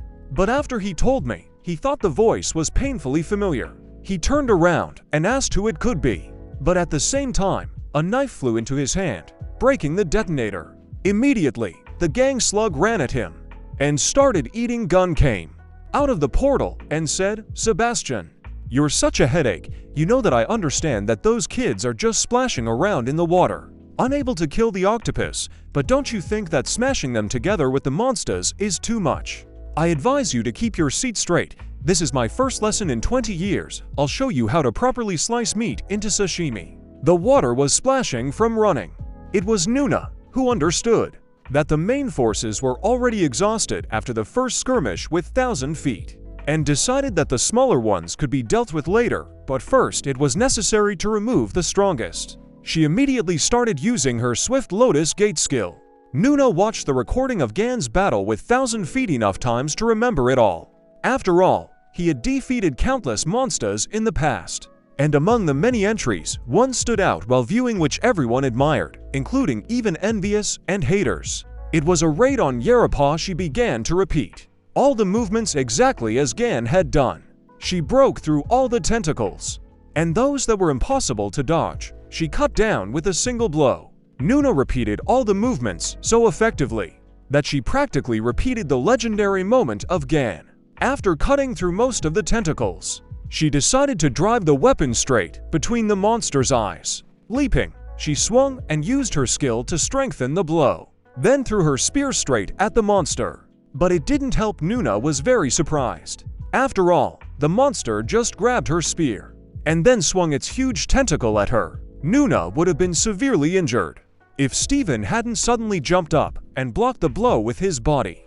The blow was so strong that Nuna was lost in thought, not knowing what to do, seeing her allies simply being eaten and killed. She wondered what Gan would have done in her place. He would have flown high with a two-handed sword, Nuna thought, but then realized that he really did.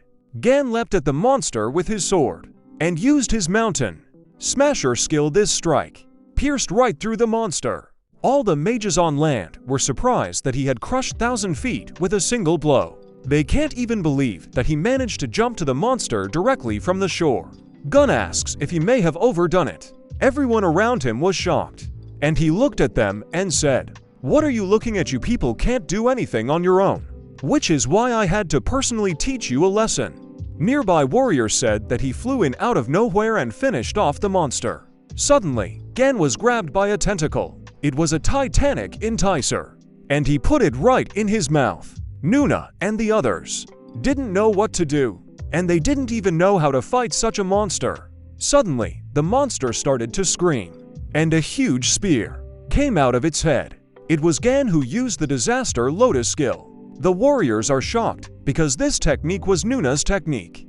Gan calmly pierced it and climbed out. The monster screamed in pain, and Gun cut its tentacles mercilessly, then used the Dark Baptism skill. With this skill, the entire 1,000 feet shattered into small pieces. The warriors are surprised by Gan's strength, and Gun just said that he loves big monsters because they can be chopped into small pieces. And he added that if these monsters have 1,000, even 10,000 legs, they are still the same octopuses for him. Only a huge crater and a bunch of pieces remained of the titanium attraction. Gan cut them into perfect bite-sized pieces. The people around him rejoiced because he really was able to kill that monster. They began to believe in the stories about his exploits. Gan was notified that people were looking at him with awe and respect. People started honoring him. The reporter said, "Dear viewers, I hope you've seen everything. An event that will soon become the main topic of discussion around the world has just occurred on your screens. Returning hero Lei Gang destroyed the 10,000 paws enticer. People rejoiced at the hero's return."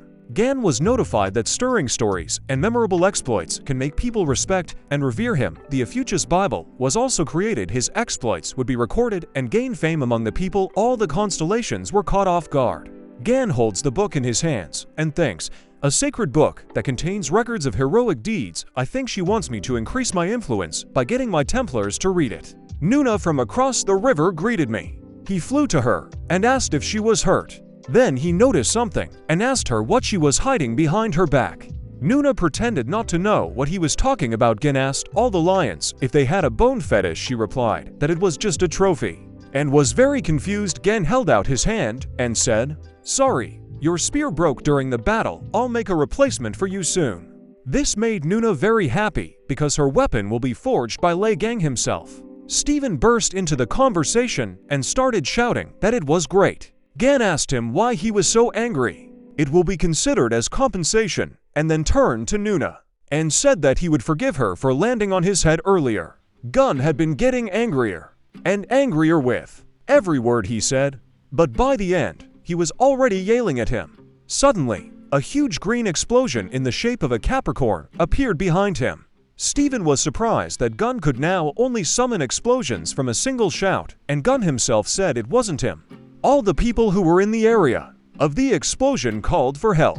One of the soldiers said that the explosion hit everyone who was on the front line, when suddenly one of his companions turned into a beast and looked with hungry eyes, and immediately after rushed to bite him. The warrior doesn't understand why everyone in the lion branch has gone berserk.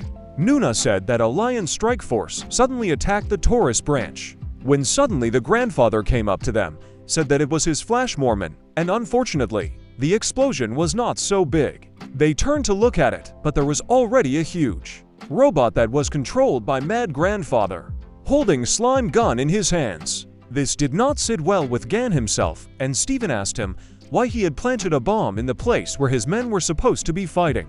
Grandfather told him to calm down, because this is just the beginning for him. This explosion was just a cannon salute before the main show. Gan said that the madness of the people on the front line was his doing. The old man replied that Gan was quick to grasp, and then he decided to demonstrate something more terrifying. He took out his whistle and blew it. This whistle was heard by all of the lions, after which they immediately ran to him. Stephen shouted for everyone to come to their senses, but it didn't help. One of the lions pounced on Nuna, and the others rushed at Gan. The grandfather assumed that they had no strength at all after a fierce fight, and turned to Gan, who was lying face down in the sand, and said, "Checkmate, my Gan, it's nice to see you pinned down with your face in the ground. This is even better than I expected." The Lion Saint sign was very angry with him for doing this to his people, and asked why they didn't respond to his commands. The old man just laughed and said that only he and Yoha didn't drink the potion, and explained that his people were only slightly stimulated by the combination of the potions they drank and the effects of his Mormoth creation in the current state. His men can only hear the commands of his whistle. The holy sign of Leo, filled with anger, screams for him to bring them back to normal. The old man started trying to give him the condition, "Hush, hush, if you want me to return your subordinates, listen to me carefully." After that, he threw Lei Gang's sword at his feet. Stephen recognized the sword as soon as he saw it, so he asked his grandfather, "This sword, doesn't it belong to Lei Gang?" The old man said it was exactly the weapon that Gan had forged with his own hands. Then he made a suggestion to Stephen that he should use this sword to kill Lei Gang.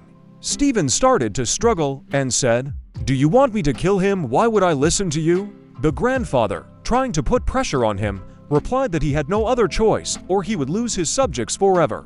Holding out his hand with a villain smile, he said that everything would be fine because they should understand each other perfectly, since he believes that they have something in common. Gun and Stephen were very surprised to hear this. The old man then went on to say he believes that their common trait is envy of Gan.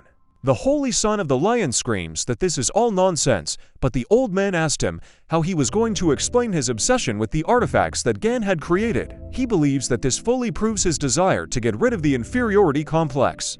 And grandfather began to tell the story to see the power of Lei Gang is like running into an insurmountable wall. The same goes for his artifact crafting skills. The harder we try to overcome this very wall, the bigger and stronger it becomes. It is simply impossible to destroy or jump over it. This is a once-in-a-lifetime opportunity, and I'm not as petty as Lei Gang. This is not a one-sided offer. I will create for you the strongest weapon in the history of mankind. By joining forces, we can get rid of the gun. Then it will only be a matter of time before we become the most influential saints. Now, take this sword and kill my gang." Stephen heard this and took out his sword from the ground. Nuna shouted at him not to fall for these provocations, because this is a simple trap. She argued that he should not be trusted because this old man is too slippery to believe him. But Stephen paid no attention to her, and she keeps trying to get through to him, saying that she won't forgive him if he hurts Gan. Stephen walked up to Gan and thought for a moment, and said, "The strongest weapon." The old man is impatiently shouting for him to finish him off already. Suddenly, Stephen spun around and hit the old man's suit squarely. Nuna calmed down, and in her eyes, it was clear that she began to respect her head. The old man's face showed that he felt cheated and said, "Worm, are you willing to give up your only opportunity?" Stephen was very angry and shouted at him, asking why on earth would he trust him if the old man did this to his people. He then added that he had put all of his strength into surpassing Lei Gang. He understood that he didn't have time for any complexes, and he also didn't intend to kill Lei Gang in such a cowardly way. Then he gave his grandfather the middle finger. Gan was beginning to respect him too. The Lion Saint sign said, "Moreover, I have already surpassed it. All I need is a decent weapon. Don't compare me to yourself, you old rascal." After shouting this, he charged at him with rage, and then he continued to shout, "You're saying that you will create the strongest weapon, even after admitting that you aren't capable of surpassing Lei Gang. With that attitude, you'll never be able to create anything worthwhile. Abomination." My grandfather did not feel very well, and only said that it was impudent. Immediately after the words, he decided to attack Stephen, shouting that he would regret it. But the lion's holy mark was strong, so strong that with one blow on his weapon, it shattered it. The old man was scared, and started shouting at him not to overestimate himself. In a fit of fright, he began to use all his possible weapons, and he started launching rockets at it, as well as firing from all the guns. Passing missiles exploded, and my grandfather felt that even the son of the lion could not withstand the onslaught of his weapons. The old man was very surprised when the lion jumped out of the cloud of smoke, holding one of its rockets in its teeth, and the holy sign of Leo was filled because he realized that for 20 years he really was drowning in his own inferiority complex. But he got up from his knees again and again in order to overcome his own limits, and he was doing it all for the sake of simply surpassing Lei Gang. He said it over, admitted his mistakes, and stood up after he jumped out of the smoke cloud. He activated his 1,000 claws ability. These claws very much damaged the old man's suit standing on his armor. The holy sign of the lion said, "I must admit, you have a good suit, old goat." My grandfather was defeated. Stephen began ripping chunks of metal out of his suit, ripping through his armor and bursting through to his body. Pieces of armor were flying everywhere. The holy sign of Leo screams, "But even the cowardly Aquarius fights without armor. Now get out of there." The old man didn't want to give up at all. But suddenly Gun came up to them and asked if they were going to stop fighting at all.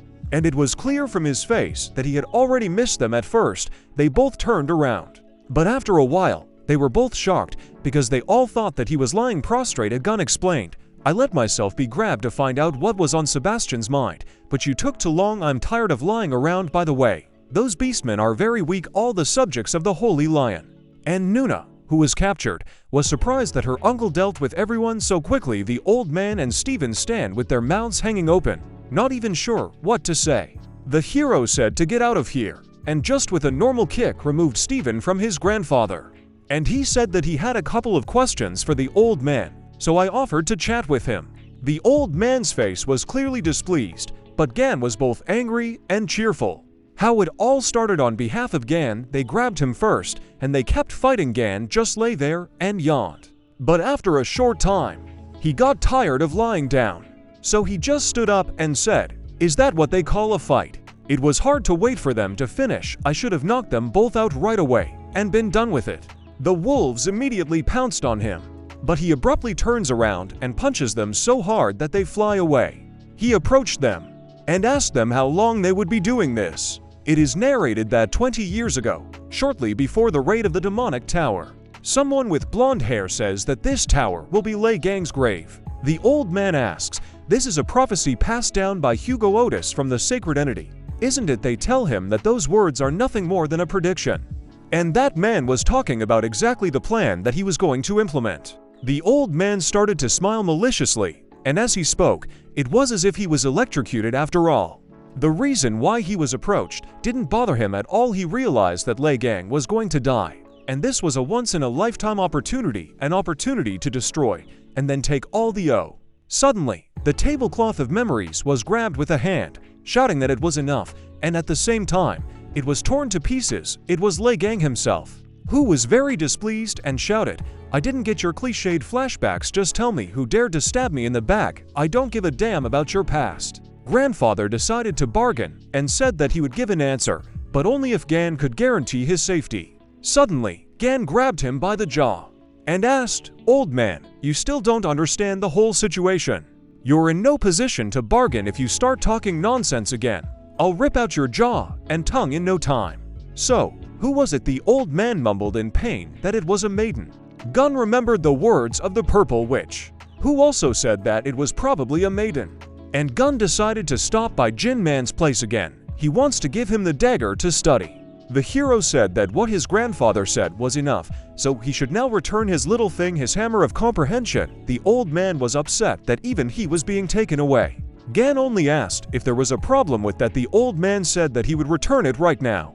The holy sign of Capricorn, Sebastian handed over the relic, hammer of comprehension. Gun is glad that he was able to get the hammer back.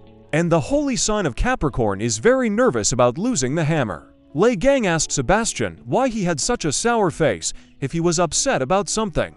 Opening the portal, Gan told the three brothers to come out. All three avatars get out of it. Asking why they were called, Lei Gang explained, "Take this old man back to your world. If he resists, you can break a couple of his limbs." They dutifully completed their task, and the old man is shocked that Gan is served by avatars. The old man, disappearing into the portal, shouted, "Stop, you didn't become a saint, but a god of the new constellation itself." But Gan just looked at it and added at the end that he should think about his behavior. Everyone from Leo constellation started to wake up after Mormouth, not understanding what was happening to them all this time. Nuna and Steven were glad that everyone was starting to recover. The other constellations are also happy that the lions will no longer attack them. And people from the constellation of Capricorn asked what they should do, because their leader was taken away by force. Apparently, one of the bishops started using an item. At that moment, all the lions had something going on with their armor. They are terrified, because each of them began to explode. The bishop began to laugh maliciously and said, "It looks like you forgot that our branch was messing with your equipment. These explosions will send you straight to hell. Hey you, launch your Mormoth projectiles." One of his subjects launched a Mormoth shell at Gan, and Gan was already tired of all this. And he asked, "All Mormoth?" "Yes, Mormoth." "Is this your next toy? Then let me show you mine too." Gan started using his hammer of comprehension and decided to improve a certain target. His target was a Mormoth shell. Hitting the flying projectile produced huge sparks and flashes. But he was eventually able to modify the projectile into fireworks. Even the Capricorn branch itself called Gan a madman.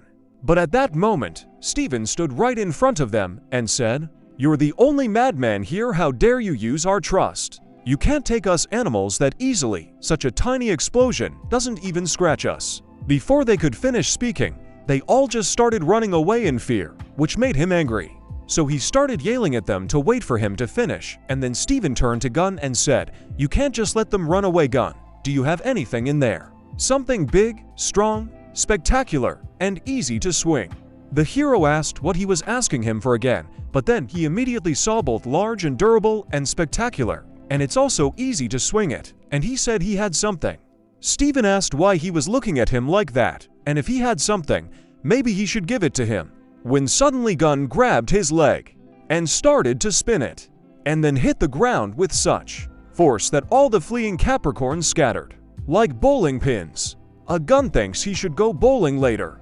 After such a blow, he asked Steven how he feels, but then he noticed that he grabbed it, looked at it, and threw it, saying that it was inconvenient to hold it. We are transported to another place where the dome is cordoned off the area, the danger level in which is red. All the buildings were overgrown with red branches.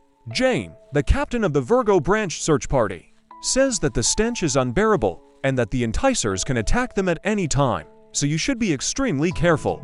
Her squad started chatting, asking each other if they had heard the news that Lei Gang had killed a huge monster in the Philippines. They've all seen the news, and they also think that the rest of us were just an extra burden.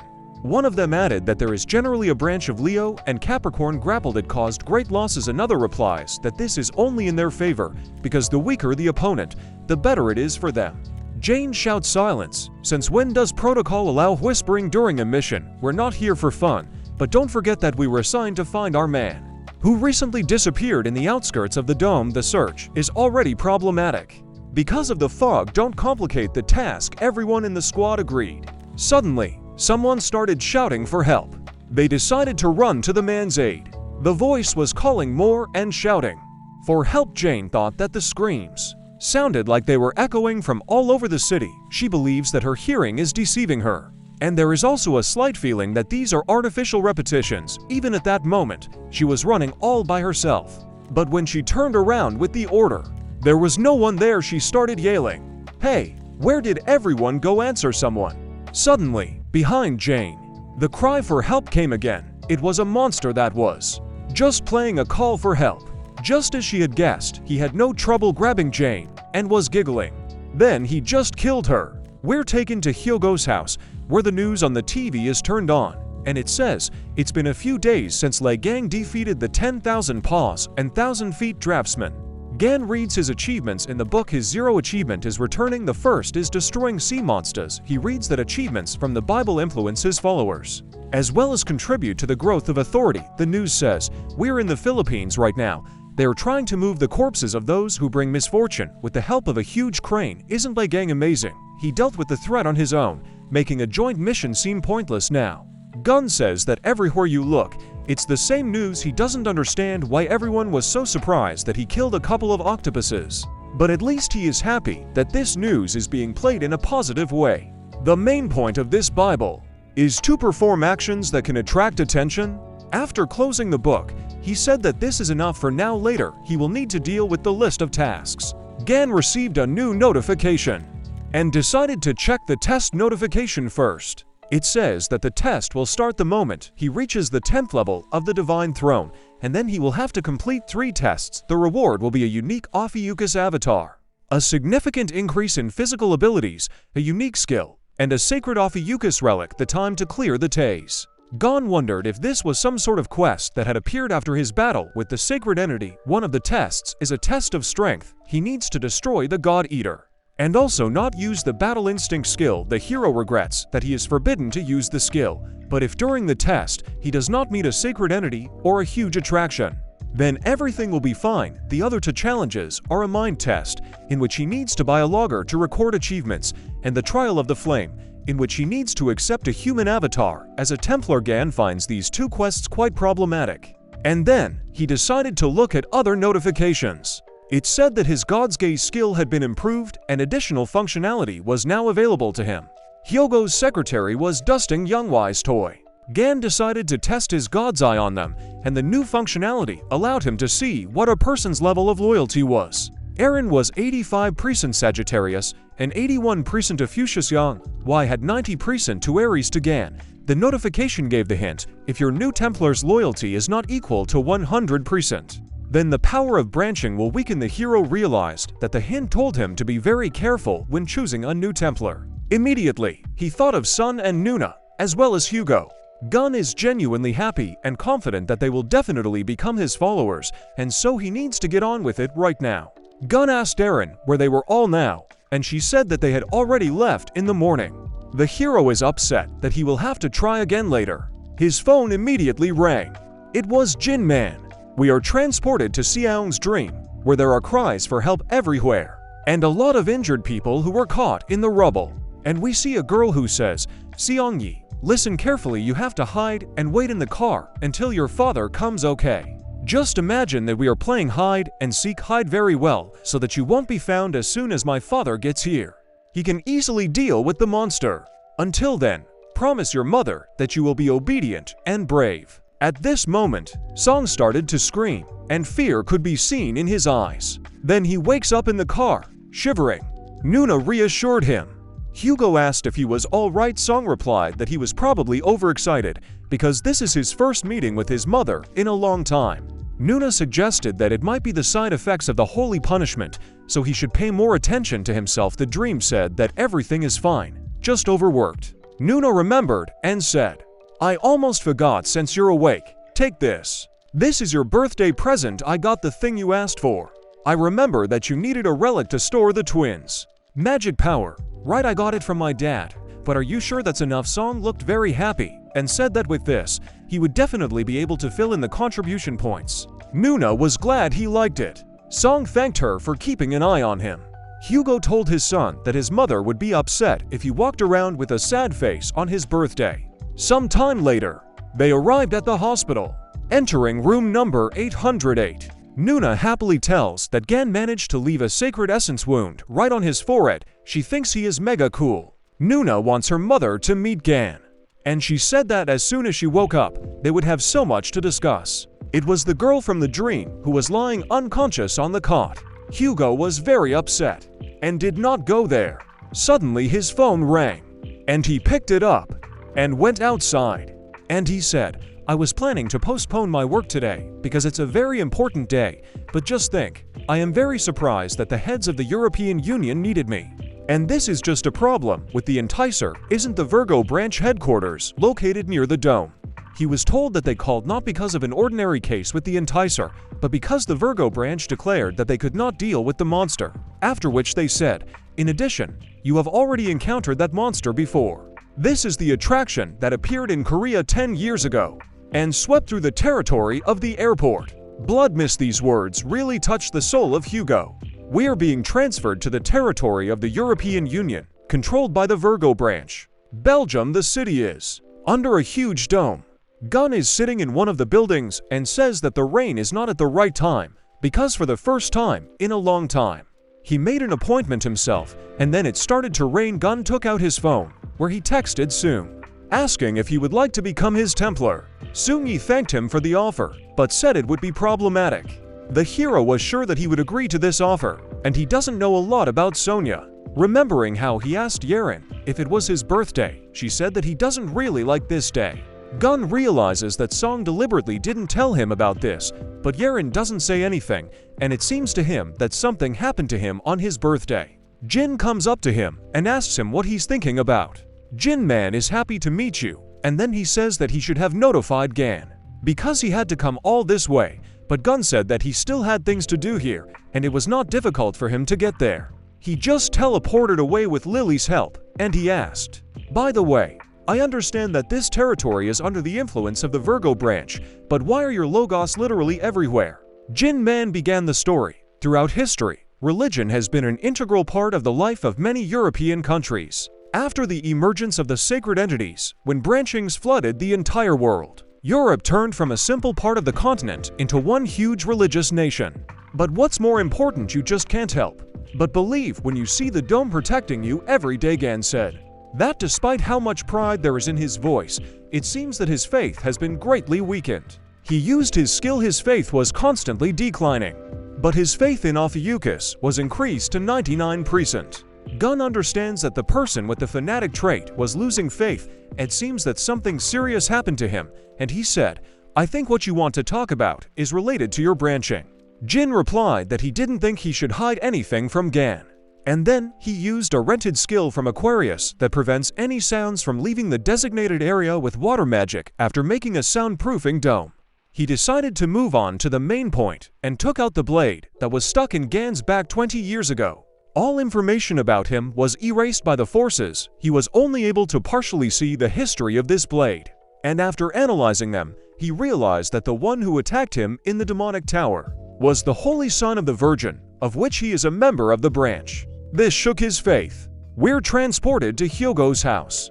Gun tells Lily Quinn, "Soon you turned down an offer to become my Templar." He decided to remain a part of the Gemini branch. Even after what he went through, there is some serious reason behind this. Here's her assignment: find out why Soong-yi joined the Gemini branch, as well as learn all about his past. Oh, and I also need any information about the registrar's position. Lily said that she would do everything. After Gan left, she lay down on the sofa to play a game console and thought about asking Yang Wai or Haji about the receptionist position, but she should write to Soong first. But then the dream itself came to her with a request. She was glad that he had arrived just in time. She asked him what question he had come up with. Dream said that he needed to get into the secret archive of the Gemini branch magic library. It is narrated that this library is a repository of books about magic collected from all over the world, including the twin branch territories. In the back of the building, there is a secret archive with forbidden books, which only Templars with high ranks have access to. Song said that he threw away his badge, so he won't even be able to enter the library, not to mention that rank Templars don't have access to the cache. He begged Lily to take him there. She opened the portal to that hiding place in an instant. The notification said that you need to log in to log in. She said it wasn't too hard to send him there. But the secret archive was full of secret, dangerous, and forbidden magic. Before letting him in, she asked him why he needed it. Song replied that he wanted to find a skill in the library that could be used to summon a creature from another world, the call of the soul. Gun sits at the train station and thinks about what Jin told him. Jin Man looked at the records of the last few years, then several blades similar to this one were sold at auctions, and they were evaluated personally by his predecessor. And it seems that the predecessor felt the sinister energy coming from the weapon. He tried to track down the original and found out that it was a Virgo branch blade. It's from the Virgo branch armory. It also contained a large number of weapons with similar energy. Jin believes that the reason why it was put up for auction is because of the gradual disposal, and asked if his predecessor had told him anything. But Jin never heard anything from his predecessor because he was killed while he was investigating. It's ironic that he was killed with the very blade he was looking for, pointing his finger at the dagger. He said that it showed signs of confusion. Not only does it emit a sinister energy, but someone else has hidden all possible traces so that no one can find out who used it. He also has a powerful curse that Jin has never encountered before. He believes that this particular curse was used to neutralize Gan. A powerful, sinister creature interfered with the spell. You can tell by the look on Gun's face that he's thinking too hard about all this. After all, this spell can harm not only the holy sign, but also the sacred essence. Gun understands that cursing is Morin's thing, but its curses do not affect sacred entities. This sinister energy definitely doesn't belong to any of the gods. Even the energy of Cancer is nothing compared to the energy of this blade. Whoever attacked Gan must be closely related to the entrainers of the mysterious civilization. Thinking about it makes him very tired. So he decided that he would have to deal with the challenge first, since he had limited time, and then return to the Virgin. From the loudspeaker, you can hear that the train has arrived at the station. Gan was glad of that. When the train arrived, people began to get out of it, dressed in uniforms similar to Hyogo's. A lot of people got off the train, and they lined up in two columns, between which Hugo himself got out. The hero is very happy to see them. This was the elite squad of the Holy Sign of Sagittarius. We are transported under a dome of blood mist, where Hyogo's squad was slaughtering every enticer. They were ordered to get rid of the entrainers in this area in one day. There was a vine under their feet, which made it very difficult to walk. Gan said that it was an interesting coincidence that they also had business in the Virgo branch territory, and then asked what brought them there. Apparently, one of Hyogo's bishops responded that the Sagittarius branch had received an order. Their branch has a special unit that deals with the extermination of the entrainers. They are like problem-solving mercenaries. And Hugo himself went to check all the details with the members of the European Union.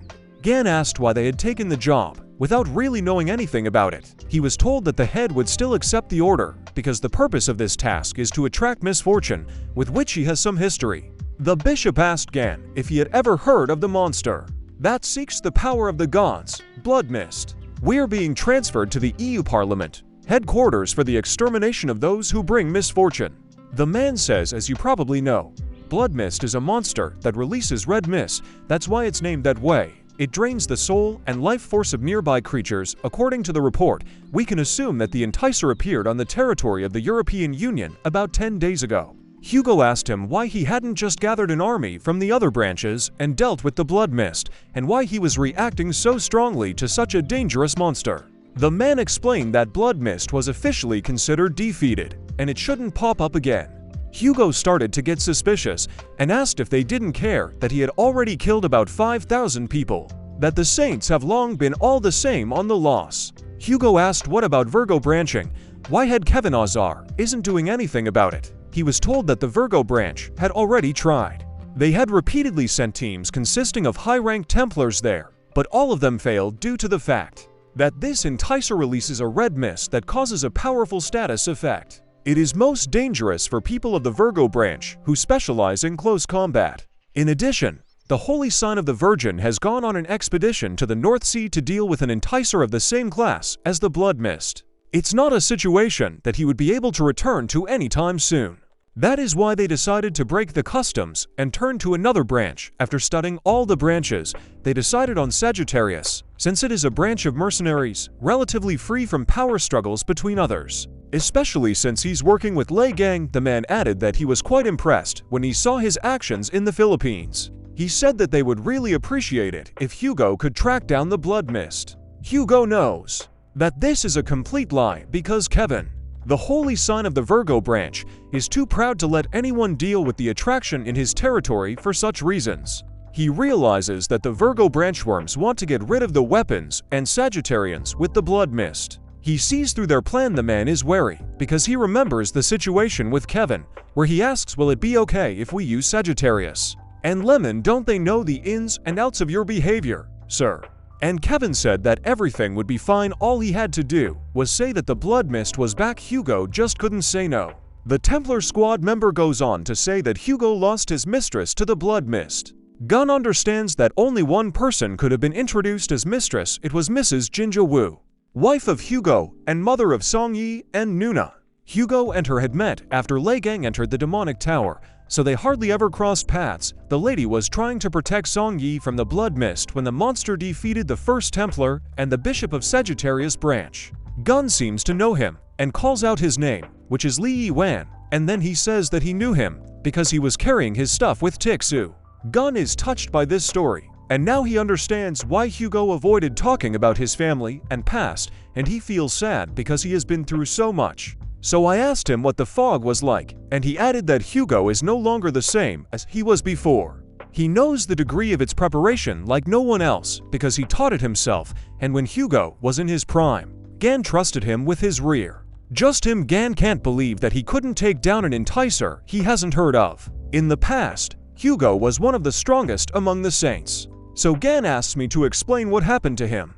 One of the squad members says that it's a pretty hard story, but if Li Gang asks for it. This horrifying story took place 10 years ago, on Song Yi's 7th birthday. We're transported to a story where Sung Yi is sitting sleepy and his mom is on the phone saying, "Yes, honey, I landed. Almost 2 years have passed since my last visit. I need to start prototyping weapons against the giant enticers soon, all thanks to Lei Gang's information and the weapons you got for me. Thank you very much. And you know what? Sung Yi came and met me at the airport so early. I was so touched. I almost cried. How did Sung Yi get to the airport?" Jazz said it was Yiwan, who has been working since morning. Sam Yiwan smiles happily and says that Sung Yi wanted to see her. Sung Yi says he's very hungry. So mom asked if he wanted a burger. Yiwan said he was going to buy it right now.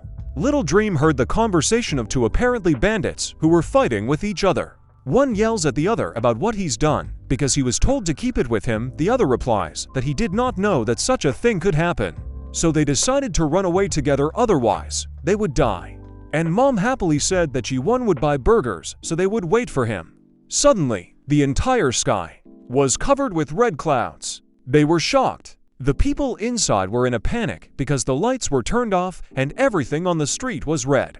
Sun asked in fright why the lights were turned off everywhere. Yiwan was also surprised by this. Suddenly, he saw something that really scared him. A huge monster was standing behind his mother and son. He immediately rushed towards them, jumping. He pushed them back, and he flew straight into the monster's mouth. Song and Ji were terrified. Yiwan was happy to serve them to the last, so even before he died, he smiled. The monster's mouth snapped shut in an instant. Ji soon was in tears, and his mother was covering his eyes so that he wouldn't see it. And the toad sat there drooling. People at the airport started shouting that near them there was a bad guy, and he ate a man. Tentacles were already appearing behind him, and the guard was shouting to the other that he needed to dial branches urgently. Ja, hugging Sum, told him not to let go of her hand, and immediately ran while the people around her were being taken away by this toad. She was able to escape from the airport to the city, which also had this virus that was eating everyone. She hid it in the car and told me not to go out until my father came. She told him to imagine that he was playing hide and seek, so he needed to hide better than anyone else, so that the monster would not find him, because his dad, when he came, would easily kill and save him. In the meantime, he must promise her to be strong and brave. With that, the enticer took her away. Little Sung Yi was very upset because in a long time, they would have gotten together. There was so much he wanted to tell them. But he believes that everything happened because of him. Yi-won and Ja suddenly. A fire projectile flies from the sky, which does not allow the monster to get through to Seung, and asks if sleep is okay. Seung shouts from the car that Mom and Yi-won are there. These words shocked Hugo. They'd knocked him down so badly that his hands were shaking. Touching the glass with his hand, it was as if he had already accepted everything that had happened. But the monster decided to attack stealthily. Hugo was genuinely angry that he just burned all the thorns flying at him with his fire, and he asked the monster how he dared to do that. Using his ability, he dealt damage to the toad's tentacles. And then he noticed its main body. The people he eats are entwined with the branches of a huge tree on his back. Jawu was also there. Hugo decided to come up with a plan and started pulling her out by brute force. Jumping off his body, he began to tear out pieces of wood with his hands. The toad noticed this and threw a bunch of its branches at him. Hugo was in a fit of rage, shouting that it should not interfere with him. But the toad began to use the voices of the people it had eaten, distracting Hugo. It worked, and she was able to stab Hugo right in the stomach. And then she said that it looks delicious, and the power of God is also delicious. It began to eat away at his power. Dream, seeing this, screamed at him, when suddenly lightning struck his tentacles, and all the people inside were pulled out. The holy sign of the lion told Hugo that it was all pathetic. Heiji pulled out all the people with her protective dome spell, and now they need to deal with the enticer. Yang Y, Steven, and Heiji came to his aid. Hugo was already unable to get to his feet. His mouth was bleeding, and he was shaking all over. At that moment, a girl flew towards him. It was the holy sign of Haley Scorpion. She asked if Hugo was okay. Hugo himself is very surprised that they all flew to him. Haley said that she called everyone she could. As soon as she heard about the strong attraction, they all agreed to help, because no one wants such a monster to show up on their territory as well. She picked up Hugo and draped his arm over her shoulder. Steven, Yang Wei, and Heiji decided to take their time and finish off the monster in one hit. They all started using their abilities. Steven shouted that he liked the plan and said that they should show their full strength. Hence, at the same time, countless swords, black shards, and also black lightning bolts flew at the toad. The toad opened its mouth and just started absorbing all the blows. Hugo and Haley were very surprised. The toad snapped its mouth shut. The saints were shocked, because this toad just devoured their strength, so it also heals its wounds. The toad looked very intimidating considering its abilities. Steven yells at Heiji to put up her barrier. She, in turn, shouts that she already knows. Using the magic curtain skill, she began to restrain the toad's attacks. But the toad was strong. It was releasing more and more branches in their direction. She wanted to defeat them so much that all the branches that spread in the city were also launched at them. Heiji's mouth was already bleeding from the force of the blows, and she said that the barrier wouldn't last long. Suddenly, someone used their skill, the Golden Rule Vine. The toad was completely surrounded by the Golden Vine.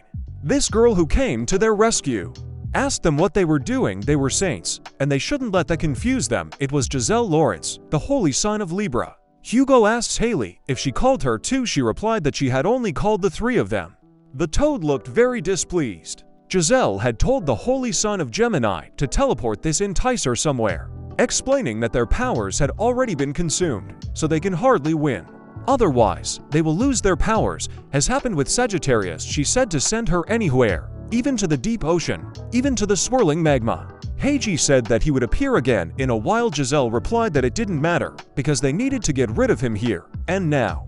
Hugo screamed through the pain that it was impossible to do this, because the enticer absorbed the souls of people, and those they saved are just shells. They will have to finish the monster and get the souls. There may also be people whose bodies they haven't found yet. So Hugo offered his help, saying that he could fight.